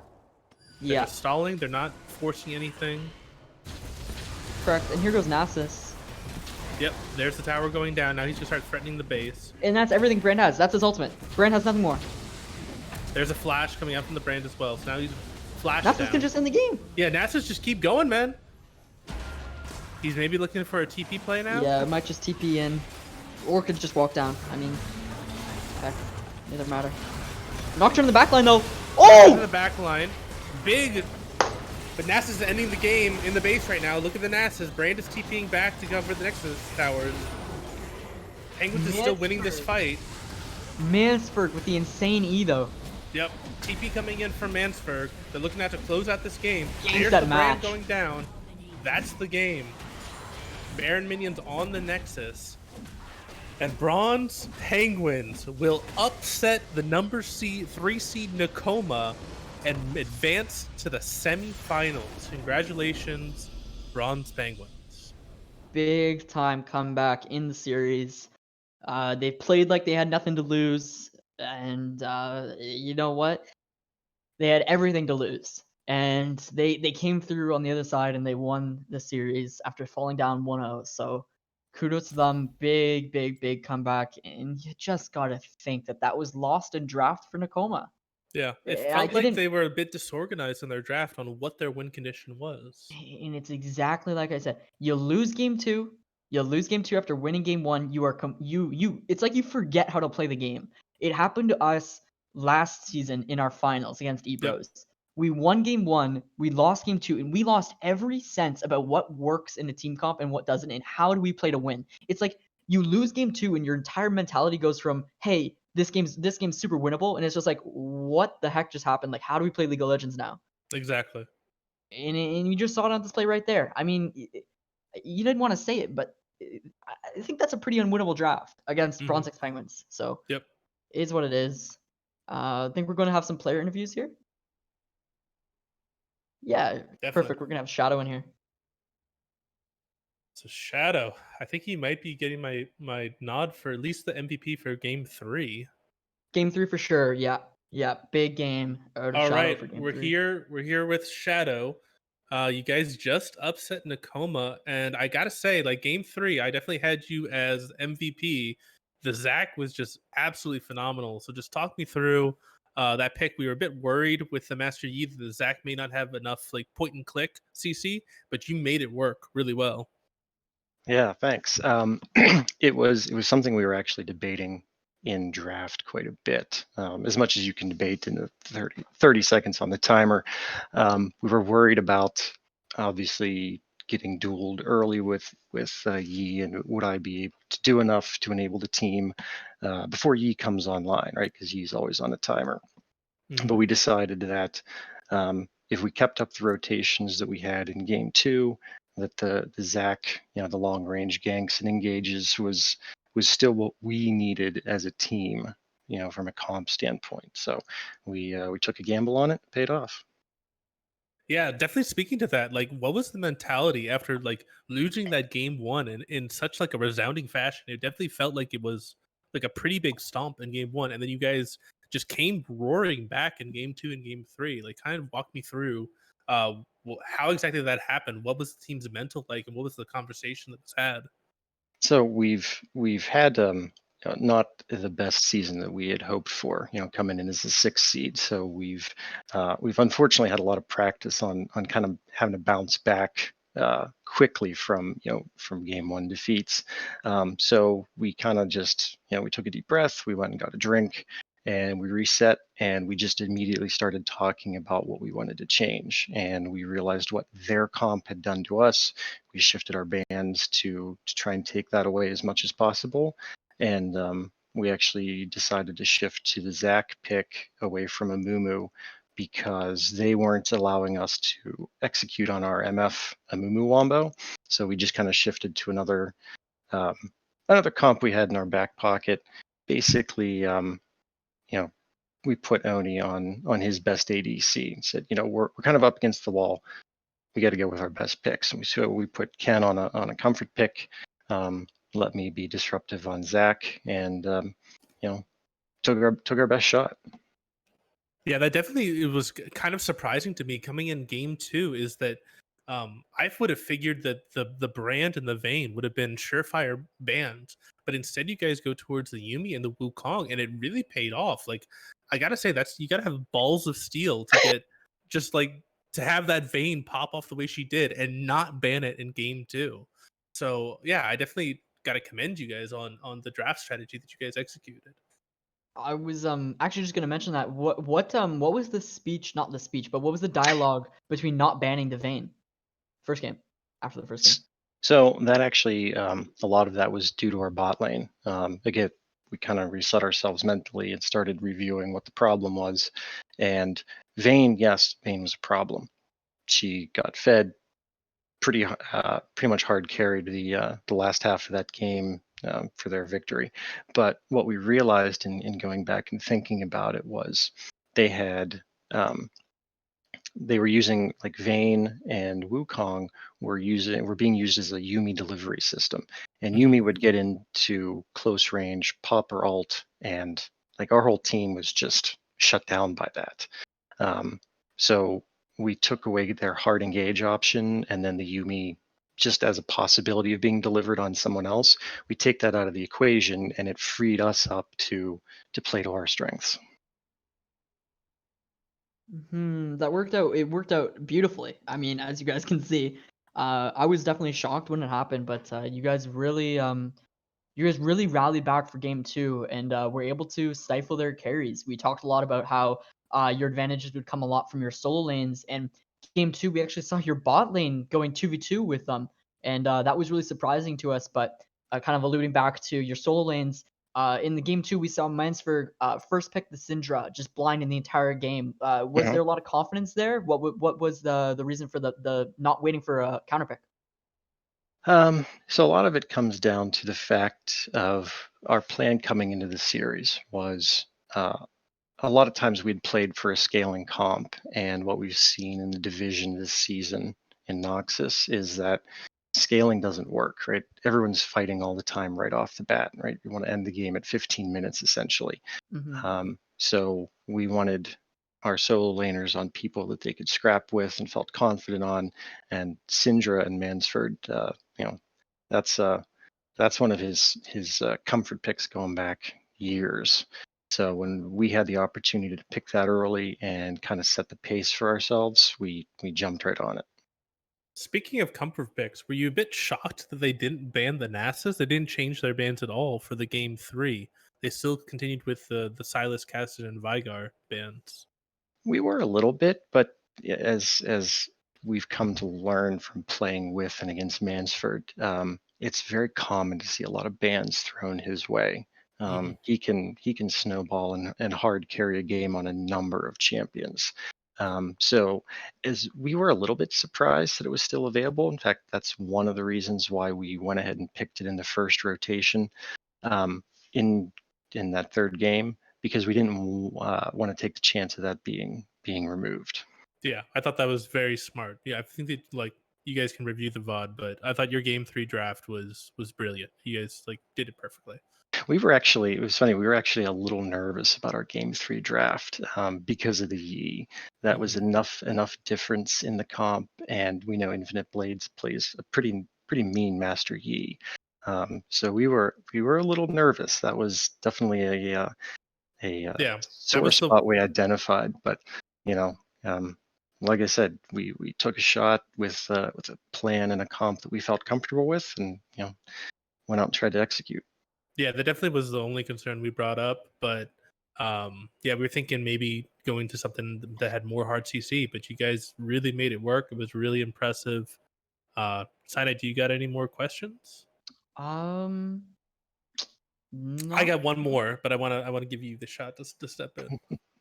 I personally not right now. No, I don't off the top of my head. So it's all you. So my last question that I got for you is that your reward for winning this matchup is now that you guys get to go up against the number 1 seed in Imagine. So what are your thoughts on that team, and how do you think you stack up against them? I would just say this. I think at this point we're playing with house money. We've already upset our first round opponent. And first, props to Nekoma, GG. They're a good team. We faced them earlier in the season and we split with them, but we know they're a really good team. So it was a great series to play with them. As far as Imagine Esports, we have our work cut out for us, but we got a nice boost tonight, and I think we're going to try to approach this game, the upcoming game, the same way we did this one. Well, congratulations on an amazing series, and good luck in the semifinals. Yeah, thanks, guys. Thanks for the cast, and thanks for the interview. Cheers. Peace. All right, well, that's it. An amazing 3-game series. Bronze 10 Penguins upsetting Nekoma, number 6 seed, beating the number 3 seed in a really amazing fashion. That's all we got for tonight. This is Randomonium and Cyanite, and we're signing out.